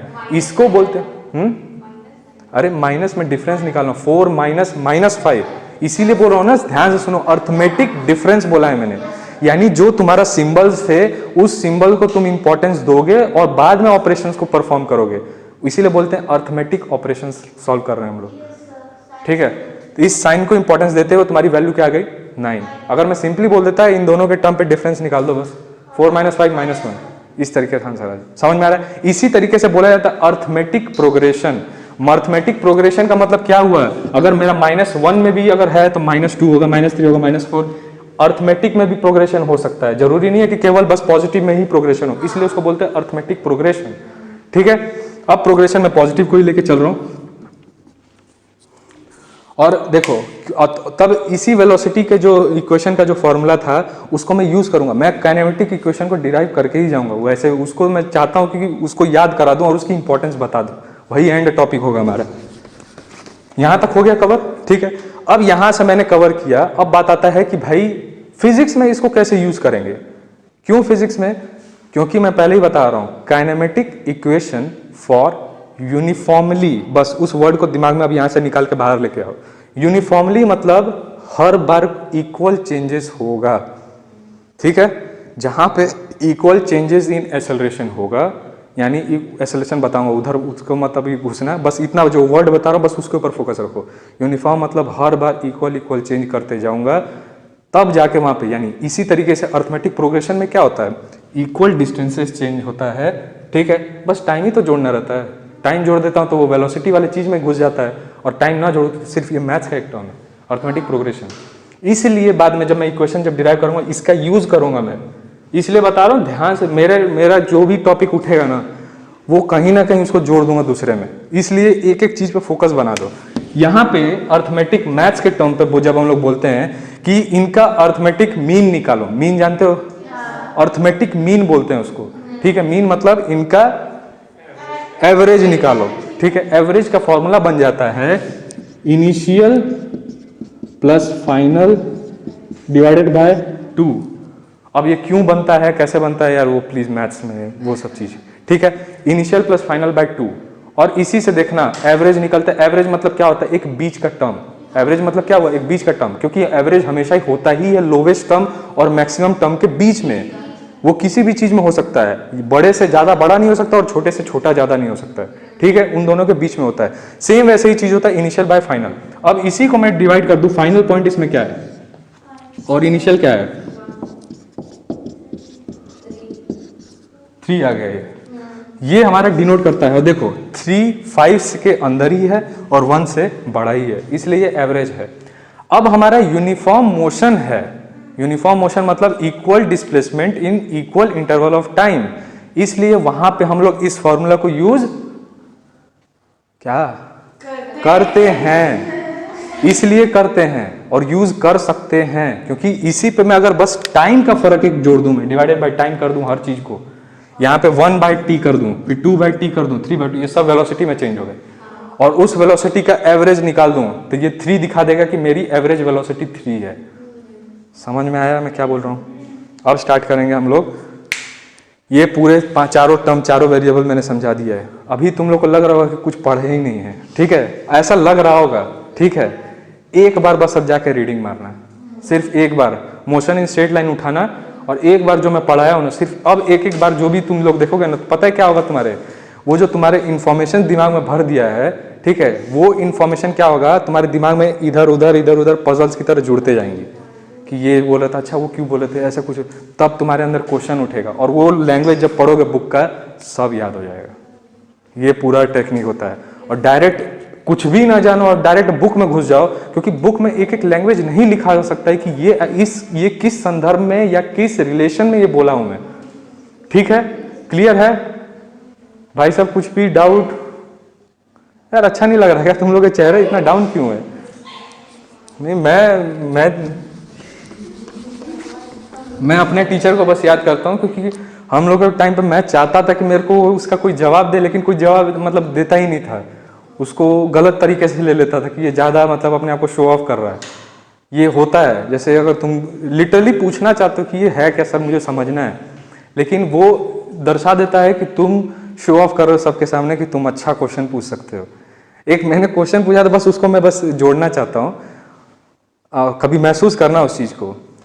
मैं बोला सिर्फ राम एक शब्द बोला, लेकिन वही कंटेंट एग्जैक्ट तुम्हारे कानों में सेम अमाउंट की चीजें पहुंच जा रही है।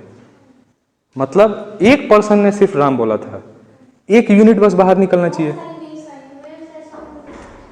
मानता हूं मैं, ठीक है मानता हूं, वेव्स है, उस वेव्स में भी जाओगे तुम लोग जब 12th में जब आओगे तुम लोग, नहीं वेव्स वो तो है, मैं बता रहा हूं कि वेव्स की पार्टिकल नेचर भी होती है, तो वो पार्टिकल नेचर तुम लोग जाके वहां पे पढ़ोगे 12th में, ठीक है। तब तुम लोग उसको रिलेट करना कि मैं जब बोल दिया राम, वो एक्चुअली में एक शब्द था, वो एक शब्द का अगर यहाँ पे 50 लोग कर दूं तो इक्वली 50-50 वो बट जा रहे हैं। मतलब वो क्या एजेंट है, देख लेता है अपने आप कि भाई 50 लोग है, ठीक है, 50 अपने पार्ट्स कर लो, 50 उसके पास, सबके पास बिखर जाएगा। लेकिन बोला तो मैं एक ही था। तो ये क्या इसका लॉजिक है? कई सारी चीज़ें, ये फालतू चीज़ें बस ये मैं बता रहा हूँ, एक ऐसे ही दिमाग में आता है कई लोगों के। तो ये सब पूछता था मैं, तो उसमें मैं बेवकूफ़ था उस समय, ठीक है। तो ये सारे चीज़ें हमारे कॉन्सेप्ट हो गए, ठीक है। अब आते हैं हमारा एसेलरेशन के ऊपर। एसेलरेशन पे मैंने ज़्यादा भी गौर किया नहीं था, उसके अंदर भी बहुत कुछ है, ठीक है। मैं पहले ही बोला था, जितना वो दिखने में इजी लग रहा है ना, स्पीड वेलोसिटी, बता रहा हूँ डेढ़ घंटे से तुम लोग सिर्फ किस पे भी घूम रहे हो, डिस्टेंस, डिस्प्लेसमेंट, स्पीड और टाइम, इसने पे ही घुस रहे हो अभी तो हैं।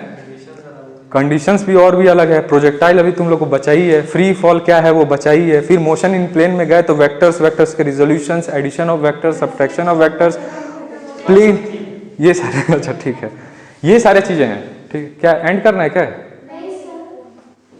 बता देना यार, बोरिंग ज़्यादा लगे, क्योंकि एक होता है ना जबरदस्ती वाला चीज़ भी बेकार होता है किसी को, मतलब समझ रहे हो, एक लिमिट होती है सबकी, किसी की लेने की ज़्यादा, उसके ऊपर सब बाउंस जाता है। फिर अब यहाँ से मेन पार्ट, अब तुम लोग का देखो इंटरेस्ट, पानी पीना तो यार कोई पी सकता है यार, मैं लिटरली बता सकता हूँ, जिसको रिलैक्स नहीं, मैं कंफर्टेबल हूँ यार। अरे ओवर, बस मैं एक मेन टॉपिक बस कराना चाह रहा हूँ, लास्ट बस एक काइनेमेटिक इक्वेशन, क्योंकि वही मेरे पूरे लेक्चर का क्रिस्प है, क्योंकि ये जो जितना माथा पचीसी ये जो हुआ है सिर्फ उसी के लिए हुआ है। समझ में आ रहा है? समझ रहे हो? समझ रहे हो?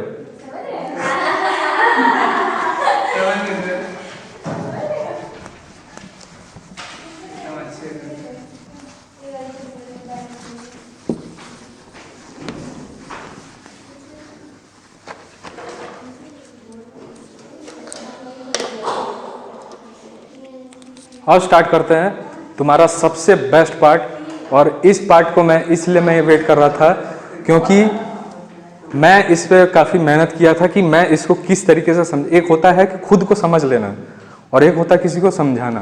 तो जब किसी को समझाना रहता है तो कई सारे तुमको चीज़ें जोड़नी पड़ती है, कि इसको मैं किस तरीके से जोड़ दूँ ना कि दिमाग में तुरंत फिट हो जाए। अब उस चीज़ को मैं डिराइव करूँगा मैं, कि काइनेमेटिक्स इक्वेशन, ये जो इक्वेशन एक बार पढ़ाऊँगा इधर में ना, ये सबसे अलग होगा और ना तुमको मिलेगा कहीं पे, ठीक है।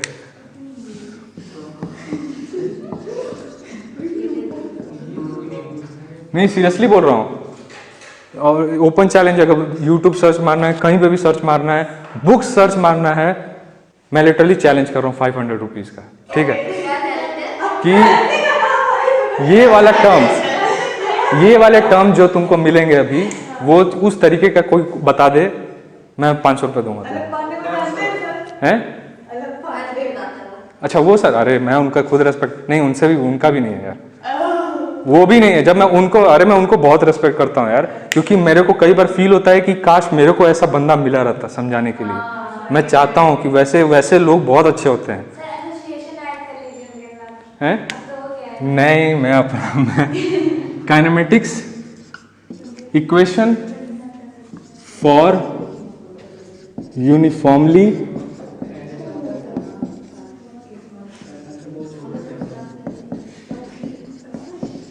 एक्सेलरेटेड।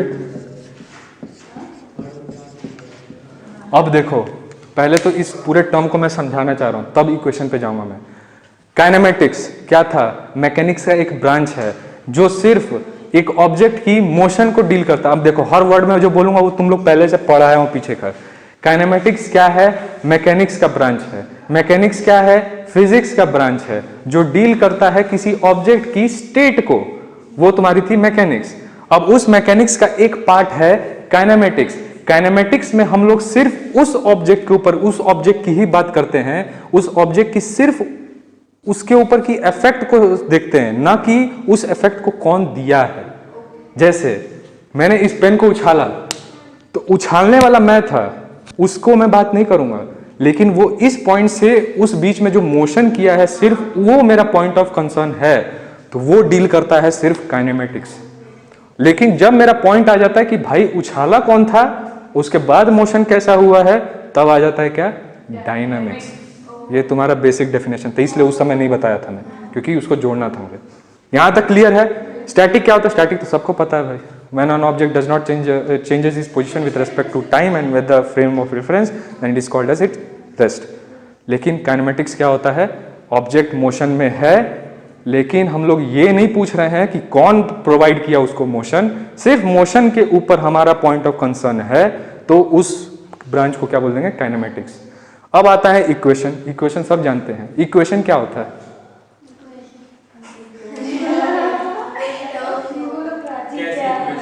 इक्वेशन को क्या डिफाइन करोगे? जिसमें equal to O less then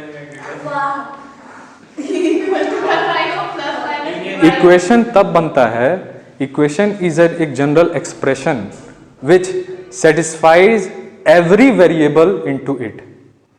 अगर एक एक्सप्रेशन सभी वेरिएबल को अगर मैं पुट करूं और सेटिस्फाइड दोनों को ना करे तो वो इक्वेशन नहीं बन सकता है, वो सिर्फ एक्सप्रेशन ही रहेगा। ये सारे चीजें मैथ्स में है, तो अच्छे से समझोगे तो समझ में आ जाएगा। तो ये था इक्वेशन। इसलिए बोला जाता है कि काइनेमेटिक इक्वेशन एक जनरल इक्वेशन है, यानी तुम कुछ भी वेलोसिटी लाओ, कुछ भी यूनिफॉर्म वेलोसिटी लाओ या एक्सेलरेशन लाओ, हर जगह पे वो क्या हो जाएगा, एप्लीकेबल है। उसकी जनरल टर्म है, जनरल भी तभी बोलते हैं हम लोग जब वो हर जगह एप्लीकेबल हो। इसलिए काइनेमेटिक्स पढ़ रहे हैं यानी सिर्फ मोशन पढ़ रहे हैं, उस मोशन को अगर मैं कहीं पे इस इक्वेशन से डिनोट करूं, यानी एक ऐसा इक्वेशन बना दूं कि उसमें बस पुट करते रहूं एक वेरिएबल को, तो दूसरा वेरिएबल हमेशा मुझे मिलता रहे, तो इस चीज को मैंने बोल दिया काइनेमेटिक्स इक्वेशन। फिर बोल दिया मैंने फॉर, किसके लिए ये इक्वेशन बना रहे हो? तब मेरा बात आया, अच्छा मोशन हो रहा है, मोशन तो हो रहा है, लेकिन वो किस टाइप का मोशन है यार? मोशन में तो मैंने 4 कैटेगरी बताए थे, यूनिफॉर्म मोशन था, वेरिएबल था, इंस्टेंटेनियस था, एवरेज था। किस चीज की मैं बात कर रहा हूँ? मैं बात कर रहा हूँ किसकी? यूनिफॉर्मली की, यानी हमेशा इक्वल चीजें चेंजेस हो रही हैं, वो हमारा हो गया यूनिफॉर्मली।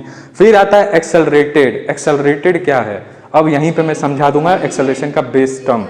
मतलब एक्सेलरेशन का बेस टर्म में क्या समझाना चाह रहा हूं कि हर एक ऑब्जेक्ट, जैसे मैं पहले बोलता था कि इक्वल डिस्टेंसेस कवर कर रहा हूं हर एक सेकंड पे, ठीक है। अब जब मैं बात करने लगूं ना कि हर एक सेकंड पे मेरी वेलोसिटी इक्वल चेंजेस हो रही है, जैसे 1 सेकंड बीता, मैंने वेलोसिटी में चेंजेस किया 2 मीटर पर सेकंड का, फिर 1 सेकंड बीता, फिर मैंने 2 मीटर के सेकंड, उसमें अभी समझ में आ रहा है कि दो जब सेम है तो तब तो कांस्टेंट से मूव करना चाहिए उसको, ऐसा फील हो रहा होगा, लेकिन वैसा नहीं है। जैसे मैं बता रहा हूँ, मैं इधर से बढ़ा स्लो मोशन में, ठीक है, फिर उतना ही स्लो मोशन को फिर ऐड कर दिया जितना पहले से 0 से मैंने ऐड किया होगा, मतलब मैं तो बढ़ रहा हूँ लेकिन बढ़ने की जो गति क्या थी वो इक्वल मैंने बढ़ा है, इसलिए बोल दिया यूनिफॉर्मली एक्सेलरेटेड। एक्सेलरेटेड मतलब क्या हो रहा है? यूनिफॉर्मली मतलब equal changes in velocity with respect to equal time, यानी हर एक इक्वल टाइम पे यानी इक्वल सेकंड पे इक्वल वेलोसिटी बढ़ाते जा रहा हूँ, तो वो क्या हो जाएगा? जब वेलोसिटी चेंज हो रही है तो एक्सेलरेशन आ गया, इसलिए बोल दिया यूनिफॉर्मली एक्सेलरेटेड। और मोशन तुम लोगों को पता है क्या है? An object is said to be in motion if it changes its position with respect to time and the coordinate axis या frame of reference. Same velocity और सेम टाइम एक साथ बढ़ रहा है बस। हाँ, बस हर चेंज, इसीलिए बोलते हैं इस डेल्टा का, ये इक्वेशन कई बार देखे होगे तुम लोग, एक्सेलरेशन का ये एक इक्वेशन देखे होगे तुम लोग, ठीक है। ये हो गया, इसका मतलब क्या हुआ? चेंज इन वेलोसिटी, चेंज बताता है।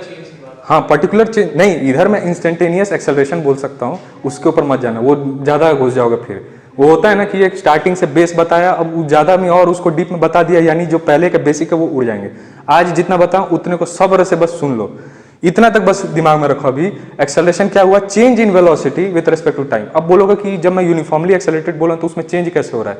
मैं पहले 1 मीटर की चेंजेस किया, मेरी स्टेट थी 0, जब मैं 0 पे था ना तो मुझे एक बंदा आया 2 रुपया थमा दिया, ठीक है, तो अब मैं कितने पे आ गया हूँ? मेरे बैंक बैलेंस 2। फिर से कोई एक बंदा आया 2 ही रुपये मेरे को वापस दिया है, तो अब मैं कितने पे आ गया? 4। फिर से एक बंदा आया मेरे को 2 ही रुपये दिया, अब मैं किस पे आ गया? लेकिन मेरी इनकम क्या हो रही है? बढ़ रही है, लेकिन किस रेट से? यूनिफॉर्मली, हर बार 2-2 रुपए से ही बढ़ रही है। इसी तरीके से तुम्हारी क्या है? एक्सेलरेशन है, जो कि यूनिफॉर्म एक्सेलरेशन। तुम्हारी वेलोसिटी तो चेंज हो रही है, लेकिन कितनी वेलोसिटी चेंज हो रही है? इक्वल, कांस्टेंट नहीं, कांस्टेंट गलत टर्म है। यूनिफॉर्मिटी, यूनिफॉर्म यानी इक्वल रेट से बढ़ रही है, ठीक है। कुछ समय के बाद जब लेक्चर ले लोगे ना, तुम बोलने से कोई भी टर्म पे पहले सोचेगा अच्छा ये टर्म बोलूं कि नहीं बोलूं, ठीक है। 2-2 से चेंजेस हो रही है, इसलिए ये यूनिफॉर्मली एक्सेलरेटेड मोशन हो गया, ठीक है। ये समझ में आ गया? ये पूरा पॉइंट क्लियर है? अब स्टार्ट करता हूं मैं, बस सर एक लास्ट टॉपिक है, ये कर दूंगा मैं। ये ऐसा चीज ही हो गई, उठा लिए है ना यार। फिजिक्स देखो यार, ये एक दिन का ऐसा नहीं है कि सब्र से कुछ भी बता दो, ये शांत से एकदम आदमी सीख सकता है। अब आ गया मेन यही 3 चीज है, ये 3 वेरिएबल और 3 इक्वेशन तुमको देंगे। कैसे देंगे अब बता रहा हूँ, हैं क्या एपी सब मिल जाएगा तुमको, इसी से मिलेगा सब चीज। v इज इक्वल, ये क्या है वेलोसिटी, ये क्या है डिस्टेंस, डिस्प्लेसमेंट बोलो क्योंकि वेलोसिटी में बोला हूँ तो ये क्या हो डिस्प्लेसमेंट, और ये क्या है टाइम। अब यहीं से तुम्हारा इक्वेशन स्टार्ट कर रहा हूँ मैं। एंटी क्लॉकवाइज घूमो। अब देखो कैसे इसको याद करना है। v और t, पहला इक्वेशन क्या है हमारा,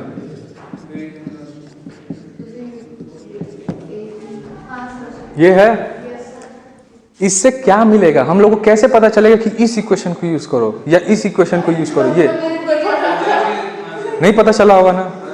अब मैं बता रहा हूं, देखो मैं क्यों स्टार्टिंग के डेफिनेशंस बताया, क्योंकि अब तुम एक एक टर्म को अच्छे से जानते हो, क्या है क्यों है, वो पूरा बेसिक पता चल गया। अब सुनो यहाँ पे तुम्हारा ध्यान से, इसमें मत अपना वो दिमाग हटाना यार प्लीज, क्योंकि फिर ये नहीं समझ में आया तो फिर फायदा ही नहीं है। ये क्या है वेलोसिटी, ये क्या डिनोट करता है इनिशियल वेलोसिटी, ये क्या डिनोट कर सकता है, और ये क्या डिनोट करता है टाइम। टाइम में तुम छेड़छाड़ कर सकते हो, नहीं कर सकते हो, इसमें नहीं कर सकते हो। एक्सेलरेशन में छेड़छाड़ कर सकते हो कि नहीं कर सकते हो, बोल लिया अभी।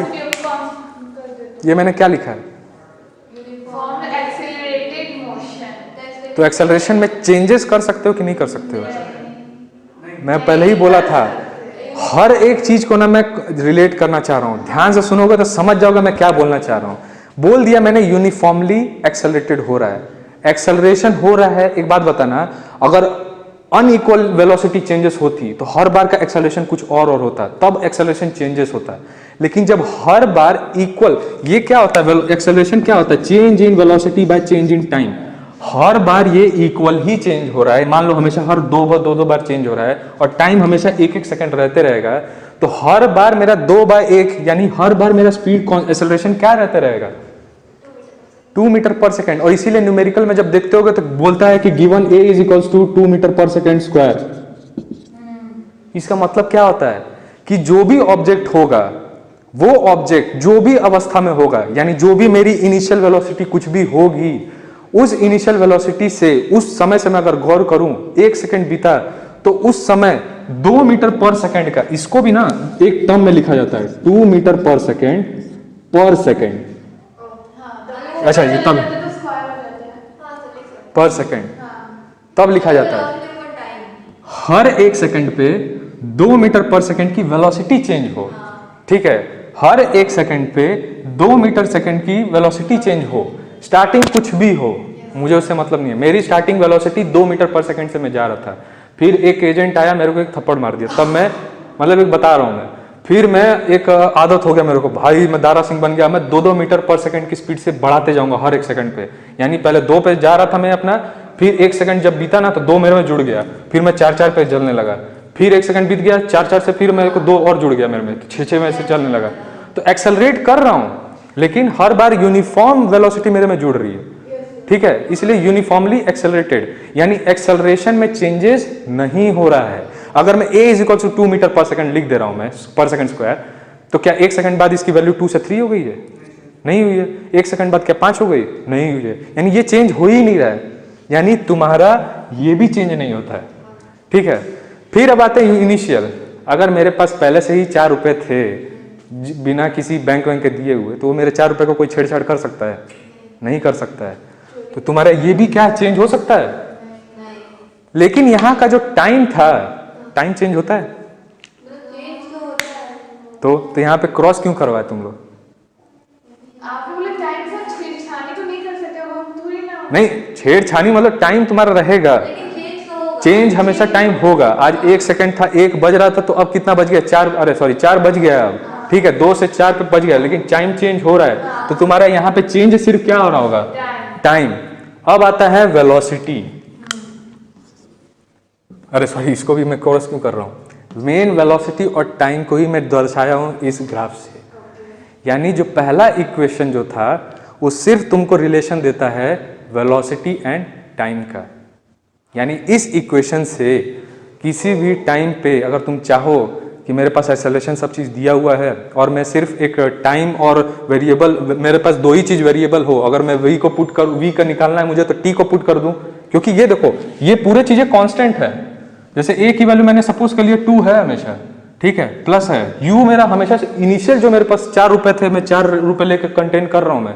अब मैं बोल दूं कि मेरे को बताओ कि 2 सेकंड जब बीत गया होगा तो मेरी वेलोसिटी क्या रही होगी। मैं 4 रुपए लेके चल रहा था और मेरे को एक दूसरा जो एजेंट है वो हमेशा 2 के ही स्पीड पे मेरे को बस प्रोवाइड करता है, वो यूनिफॉर्म हमेशा 2 ही पे रखा रहता है, मेरे को इससे ज्यादा रुपए देता नहीं है वो, ठीक है। तो मेरे पास 4 था, 2 मैं बोल दिया। अब ड्यूरेशन कितने के लिए मैं बोला हूं मैं? 2 सेकंड के लिए, तो 2 पे मल्टीप्लाई कर दिया, 2 2 4 + 4 क्या हो गया? 8। यानी 2 सेकंड के बाद मेरी वेलोसिटी क्या रही होगी? 8 हुई होगी। यही बताता है वीटी ग्राफ। सिर्फ वेलोसिटी टाइम रिलेशन जो होता है v = u + at, इसको बोलते हैं velocity time relation, velocity time relation equation, ठीक है। समझ में आ रहा है मैं क्या बोल रहा हूँ? परफेक्ट क्लियर है या कुछ डाउट है? एक होता है कि मेरे पास एक्सपीरियंस नहीं है इसलिए मैं थोड़ा लड़खड़ा जा रहा हूँ बीच बीच में, क्योंकि एक्सपीरियंसेस मैटर करते हैं, ठीक है। मैं बस चाह रहा हूँ कि समझ में आ जाए। फिर नेक्स्ट आते हैं, ग्राफ कहाँ से घुमा? T से S। क्यों इसी डायरेक्शन को फॉलो कर रहा हूँ वो भी बताऊंगा मैं यहाँ पे। अभी पहले इसका डेरिवेशन बता देता हूँ। डेरिवेशन कुछ नहीं है, देखो वेलोसिटी और टाइम का रिलेशन है, तो वेलोसिटी और टाइम का रिलेशन किस संदर्भ में आ सकता है? नहीं, डिस्प्लेसमेंट से तुमको मिल सकता है वेलोसिटी टाइम से। ऐसा एक टर्म बताओ जिसमें v और t आ जाता है। जब हम लोग change in velocity with respect to time क्या होता है? एक्सेलरेशन। एक्सेलरेशन में ही v और t टर्म आ जाते हैं, उसी से डेरिवेशन स्टार्ट करेंगे। किस पे? मैं बोल रहा हूँ जितना बस बोल रहा हूँ उतना तक सुनो, वो आएगा यार। देखो मैं आगे जितना भागोगे ना, जो चीज अभी प्रेजेंट में दे रहा हूँ वो चीज मिस कर दोगे। मैं सिर्फ इसको याद करा रहा हूँ, ठीक है। मैं बताऊंगा, उसका टेंशन मत लो, वो डाउट क्लियर हो जाएगा तुम्हारा। एक्सेलरेशन से स्टार्ट करोगे, del v by del t, ठीक है। इसको कौन से मेथड से सीखना है? कैलकुलस मेथड से, या कैलकुलस मेथड सबसे आसान होता है? मतलब कैलकुलस इजी लगता है ना, है वही डिफरेंशिएशन इंटीग्रेशन आता है ना। अरे तब बोलो यार इतना, फिर हाँ दोनों बता दे रहा हूँ। तो वो उससे पहले मैं जल्दी बता रहा हूँ ताकि पूरा टॉपिक खत्म हो जाए 15 मिनट में मेरा। एक्सेलरेशन क्या होता है? इतना क्लियर है? डी क्या होता है समझ में आता है ना? ये एक होता है डेल्टा, बड़ा डेल्टा, और एक होता है सिर्फ ये डी। ये होता है बड़ा चेंज और ये होता है बहुत छोटा चेंज, दोनों डेल्टा है, ठीक है। क्लियर है? Dv by d t. D t को मैंने क्या किया, ठीक है। अब मैंने इंटीग्रेट कर दिया, ठीक है। इंटीग्रेशन के लिए अब टाइम क्या होगा? मान लिया मैंने कुछ टाइम 0 से स्टार्ट हुआ होगा, 0 ही मान रहा हूं मैं। क्यों? क्योंकि भाई इक्वेशन हम लोग को डिराइव करना है, इसमें ऐसा मत पूछना कि ऐसा ही क्यों, क्योंकि वो डेरिवेशन जो किया है वो इसी रूल को फॉलो किया, और ये रेक्टाफिकेशन वाला चीज है, ठीक है। सब रट के आएंगे इसको। 0 से t पे बढ़ा, dv वेलोसिटी चेंज होगी, कुछ एक इनिशियल वेलोसिटी होगी और बाद में जाके कुछ वेलोसिटी वो अटेंड कर लिया होगा, ठीक है। अब आते हैं a। मैंने पहले ही बोला ये इक्वेशन किस टाइप का, यूनिफॉर्मली एक्सेलरेटेड, हमेशा क्या रहेगा ये? कांस्टेंट, और किसी कांस्टेंट चीज को इंटीग्रेट नहीं कर सकते हैं, तो a क्या हो जाता है? बाहर आता है। तो इंटीग्रेट सिर्फ किस चीज को करोगे? 0 से t को। यहां पे मैं आया तो dv एक स्मॉल एलिमेंट है, मान लिया कैसे इंटीग्रेशन का फंडामेंटल, बस फटाफट बता देता हूं। ये है, ये v को डिनोट करता है। क्यों? क्योंकि ये एक्स टी ग्राफ था, एक्स टी ग्राफ में ये बना है, तो ये जो मेरा बन रहा होगा ये v को ही डिनोट कर रहा होगा। एक मैंने छोटे छोटे पार्ट इसके कर दिए, ठीक है। और इस छोटे पार्ट को मैंने बोल दिया क्या? dv। अब इसका लिमिट कहीं से स्टार्ट हुआ होगा और कहीं पे जा रहा होगा।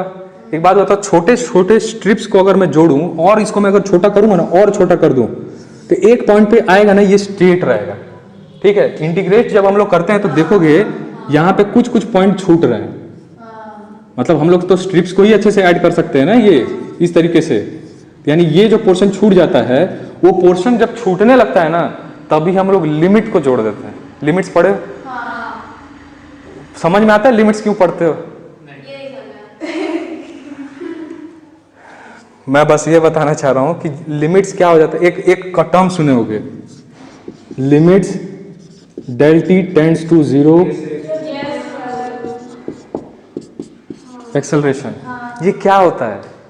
ये जो एरिया छूट जाता है ना, उस एरिया को भी मेरे को चाहिए लिमिट लगा दो उसके ऊपर, यानी डेल टी जो है, यानी जो टी जो नीचे वाला जो एरिया होगा उसको इतना छोटा कर दो कि वो 0 के नजदीक पे पहुंच जाए। तो उससे फायदा क्या होगा? इसको मैं बड़ा एलोबरेट कर रहा हूं। मैं ये जो ग्राफ बना है, अगर जैसे जैसे मैं छोटा छोटा स्ट्रिप करने लगूं और छोटा कर दूं इससे, और इससे ज्यादा छोटा करूं, तो एक पॉइंट पे आएगा कि ये स्ट्रेट लाइन बन जाएगा। समझ पा रहे हो मैं क्या कहना चाह रहा हूं? यही मतलब होता है डेल्टा टी टेंड्स टू 0 का, कि मैं चाहता हूं ना कि जो नीचे का जो डेल टी है वो इतना छोटा हो जाए कि ऊपर का जो ये स्ट्रेट लाइन जो बनता है वो ग्राफ में ही छोटा स्ट्रेट लाइन बन जाए। उससे क्या होगा कि हम लोग डायरेक्ट लेंथ ऑफ रेक्टेंगल कोई भी निकाल सकता है, L इंटू बी, और उस L इंटू बी को मैं इंटीग्रेट कर दूं, L इंटू बी को ही इंटीग्रेट कर दूं एक लिमिट देके, तो मेरे को पूरा एरिया मिल जाएगा कि नहीं मिल जाएगा। इसीलिए इंटीग्रेशन किस लिए यूज करते हैं? एक इरेगुलर शेप के एरिया बाउंडेड को निकालने के लिए। ये एक्चुअल इंटीग्रेशन हम लोग इसलिए पढ़ते हैं मैथ्स में। समझ में आ रहा है? यहीं पे मैंने क्या किया, डेल वी को जोड़ रहा हूं मैं, यानी जो ये डेल वी का जो कर्व है मैं उसको जोड़ रहा हूं। कहां से? कुछ इनिशियल वेलोसिटी u होगी, वहां से जाके जा रहा हूं v तक, तो मेरी पूरी एरिया एक निकाल देगी वो इंटीग्रेशन से। तो मैंने dv को जब इंटीग्रेट किया तो इंटीग्रेशन का फॉर्मूला हम लोग को पता है, ये क्या बन जाएगा? v बन जाएगा, और v बन जाएगा तो इसका एक ये इस तरीके से u से v, वापस a से ये t बन जाएगा, 0 से t ये बन जाएगा। अब इसमें लिमिट्स पुट कर दो, अरे वैल्यू पुट कर दो, v माइनस यू, इसमें पुट करो तो t माइनस 0 को मैं डायरेक्ट t लिख दे रहा हूं मैं, तो v इज इक्वल टू यहीं से क्या आ जाएगा? ठीक है, समझ में आ रहा है? और जो नॉर्मल वाला इक्वेशन होता है उसमें कुछ नहीं होता है। एक्सेलरेशन क्या होता है? Change in velocity upon change in time. A लिखा मैंने, चेंज इन वेलोसिटी, क्या चेंज हुआ है? चेंज हमेशा कैसे निकालते हैं? Final minus initial. तो हमारा फाइनल क्या वेलोसिटी आएगा? ये वाला v, और हमेशा इनिशियल क्या था हमारा? तो उस चेंज को मैं इस तरीके से लिख सकता हूं। हमारा टाइम कैसे स्टार्ट हुआ था? 0 से, और फाइनल टाइम क्या हो गया होगा? t। तो फाइनल माइनस इनिशियल, तो फाइनल t टाइम हो गया था और इनिशियल क्या था? 0। तो a इज इक्वल टू क्या हो गया? v minus you by T, t यहां पे भेजा v माइनस यू, तो v इज इक्वल टू क्या हो गया? क्लियर है? इसको मत भूलना बस। ये हम लोग को ये, अरे सिंपल सा चीज है। क्या होता है? Speed is equal to distance upon time. पढ़े होगे बचपन से तुम लोग, स्पीड इज इक्वल टू क्या होता है? Distance upon time. और इसी फ्लो में जाना है। क्यों फ्लो में जाना है? कई बार देख रहे होगे कि इसी इक्वेशन को यूज करते हैं सेकंड इक्वेशन में, बोलते हैं कि using equation number 1 in equation number 2। समझ में आ रहा है मैं क्या बोल रहा हूं? लिख लो।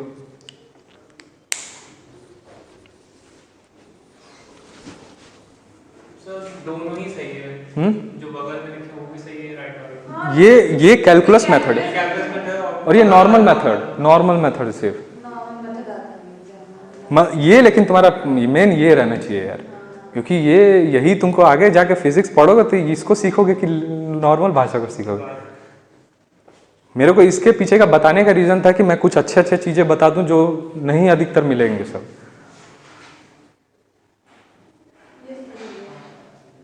ये तो रटने वाला ही चीज है यार, अधिकतर कोई भी उठाएगा रटेगा, उसको बस यूज करना है। फिर हो गया यहाँ तक? ठीक है, नेक्स्ट पार्ट। अब कहां से हम लोग का गाड़ी आगे बढ़ेगा? T और S, जो तुम कब से चिल्ला रही थी, ठीक है। अब उसको मैं बता रहा हूं सेकंड इक्वेशन को।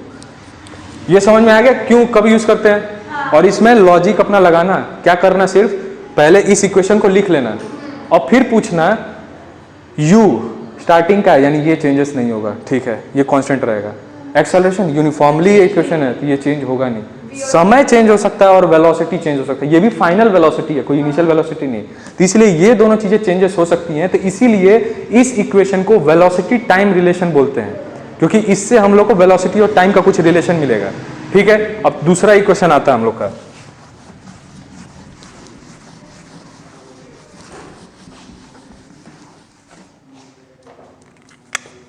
सेकेंड इक्वेशन है s is equals to u t plus half of a t square. अब तुम ही लोग जवाब दो मुझे, इसमें क्या क्या चीजें चेंज रहेगी और क्या क्या चीजें कांस्टेंट रहेगी। एक बात बताओ, डिस्प्लेसमेंट ये तो हम लोग को निकालना है, तो ये तो कांस्टेंट रह नहीं सकता यार। सिंपल सा चीज बता रहा हूँ, इसको याद करो और जो चीज दिख रहा है ना बस उसी का रिलेशन है। सिंपल सा चीज बता रहा हूँ, जो है उसको लगा दो और बाद में अब लॉजिक को लगाओ। यहाँ पे देखो कैसे इनिशियल वेलोसिटी चेंज होगी कभी नहीं होगी, एक्सेलरेशन चेंज होगी नहीं होगी क्योंकि यूनिफॉर्मली। तो इसमें सिर्फ चेंज क्या होगा, एस और टी। इसलिए ये क्या होता है, डिस्प्लेसमेंट टाइम रिलेशन। इस इक्वेशन का नाम क्या है, डिस्प्लेसमेंट टाइम रिलेशन। समझ में आ रहा है मैं क्या बोल रहा हूँ। अब इसका डेरिवेशन कैसे स्टार्ट करते हैं, एवरेज वेलोसिटी से। ठीक है, क्यों स्टार्ट करते हैं, देखो यार कई बार ऐसे चीजें आती हैं जैसे ए फॉर एप्पल है, तब क्यों ए फॉर एप्पल, उसका जवाब तो नहीं है। तो वैसे ही कई बार डेरिवेशन में क्या है, मैं भी रटूंगा उसको तभी तुमको बताऊंगा। तो जो कॉन्सेप्ट वाली चीजें थी वो सब बता दिया है, लेकिन अब जो रटने वाली चीज, रटने वाले में भी कॉन्सेप्ट बताया कि इस तरीके से कैसे याद कर सकते हैं इसको। एक होता है, क्या होता है, निमोनिक्स। निमोनिक्स सुने हो क्या होता है,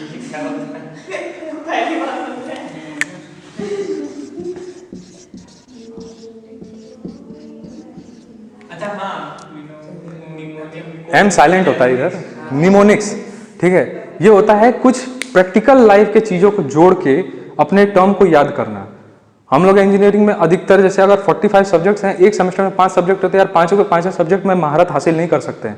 कुछ ना कुछ रट्टाफिकेशन करने के लिए हम लोग ट्रिक लगा देते हैं, कुछ प्रोफेसर के ऊपर नाम रख देते हैं, कुछ गाली से याद कर लेते हैं, कुछ ये करके उस तरीके से हम लोग करके याद करते हैं उसको, उसी को बोलते हैं निमोनिक्स। तो ये खुद की मैंने अपने हिसाब से सोचा इसको इस तरीके से कैसे रिलेट हो, तो ये मेरे को अच्छा लगा कि इस तरीके से मैं इस इक्वेशन को रट सकता हूँ। ठीक है, वी टी, इससे मुझे पता चला कि सिर्फ ये दोनों का जब रिलेशन चाहिए तो पहला इक्वेशन, और एरो हमेशा यहीं से स्टार्ट करना है।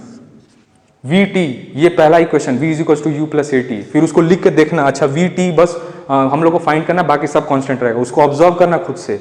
फिर दूसरा इक्वेशन जब आया s is equal to u t plus half a t square, तब देखना तुम लोग कि सिर्फ s और t चेंजेस होंगे, बाकी सब कांस्टेंट रहे होंगे। फिर लास्ट इक्वेशन तुम्हारा क्या आएगा, v और s में कैसे, v square minus u square is equal to 2as। अब उसमें जब चेक करोगे ना कि v और s ही हम लोग को फाइंड करना रहता है, बाकी सब चीज कांस्टेंट होता है, वो अभी बताऊंगा मैं। अब आते हैं s is equal to u t plus half of a t square, कैसे आया, ये एवरेज वेलोसिटी के कॉन्सेप्ट पे आया है। हैं? अब बड़ा हो गया, ठीक है यार, अब मैं भी रेस्ट करूँ, मेरे को भी थोड़ा। ठीक है सर, थैंक यू, बस सर के लिए फिर से क्लैप कर दीजिए एक बार। यार।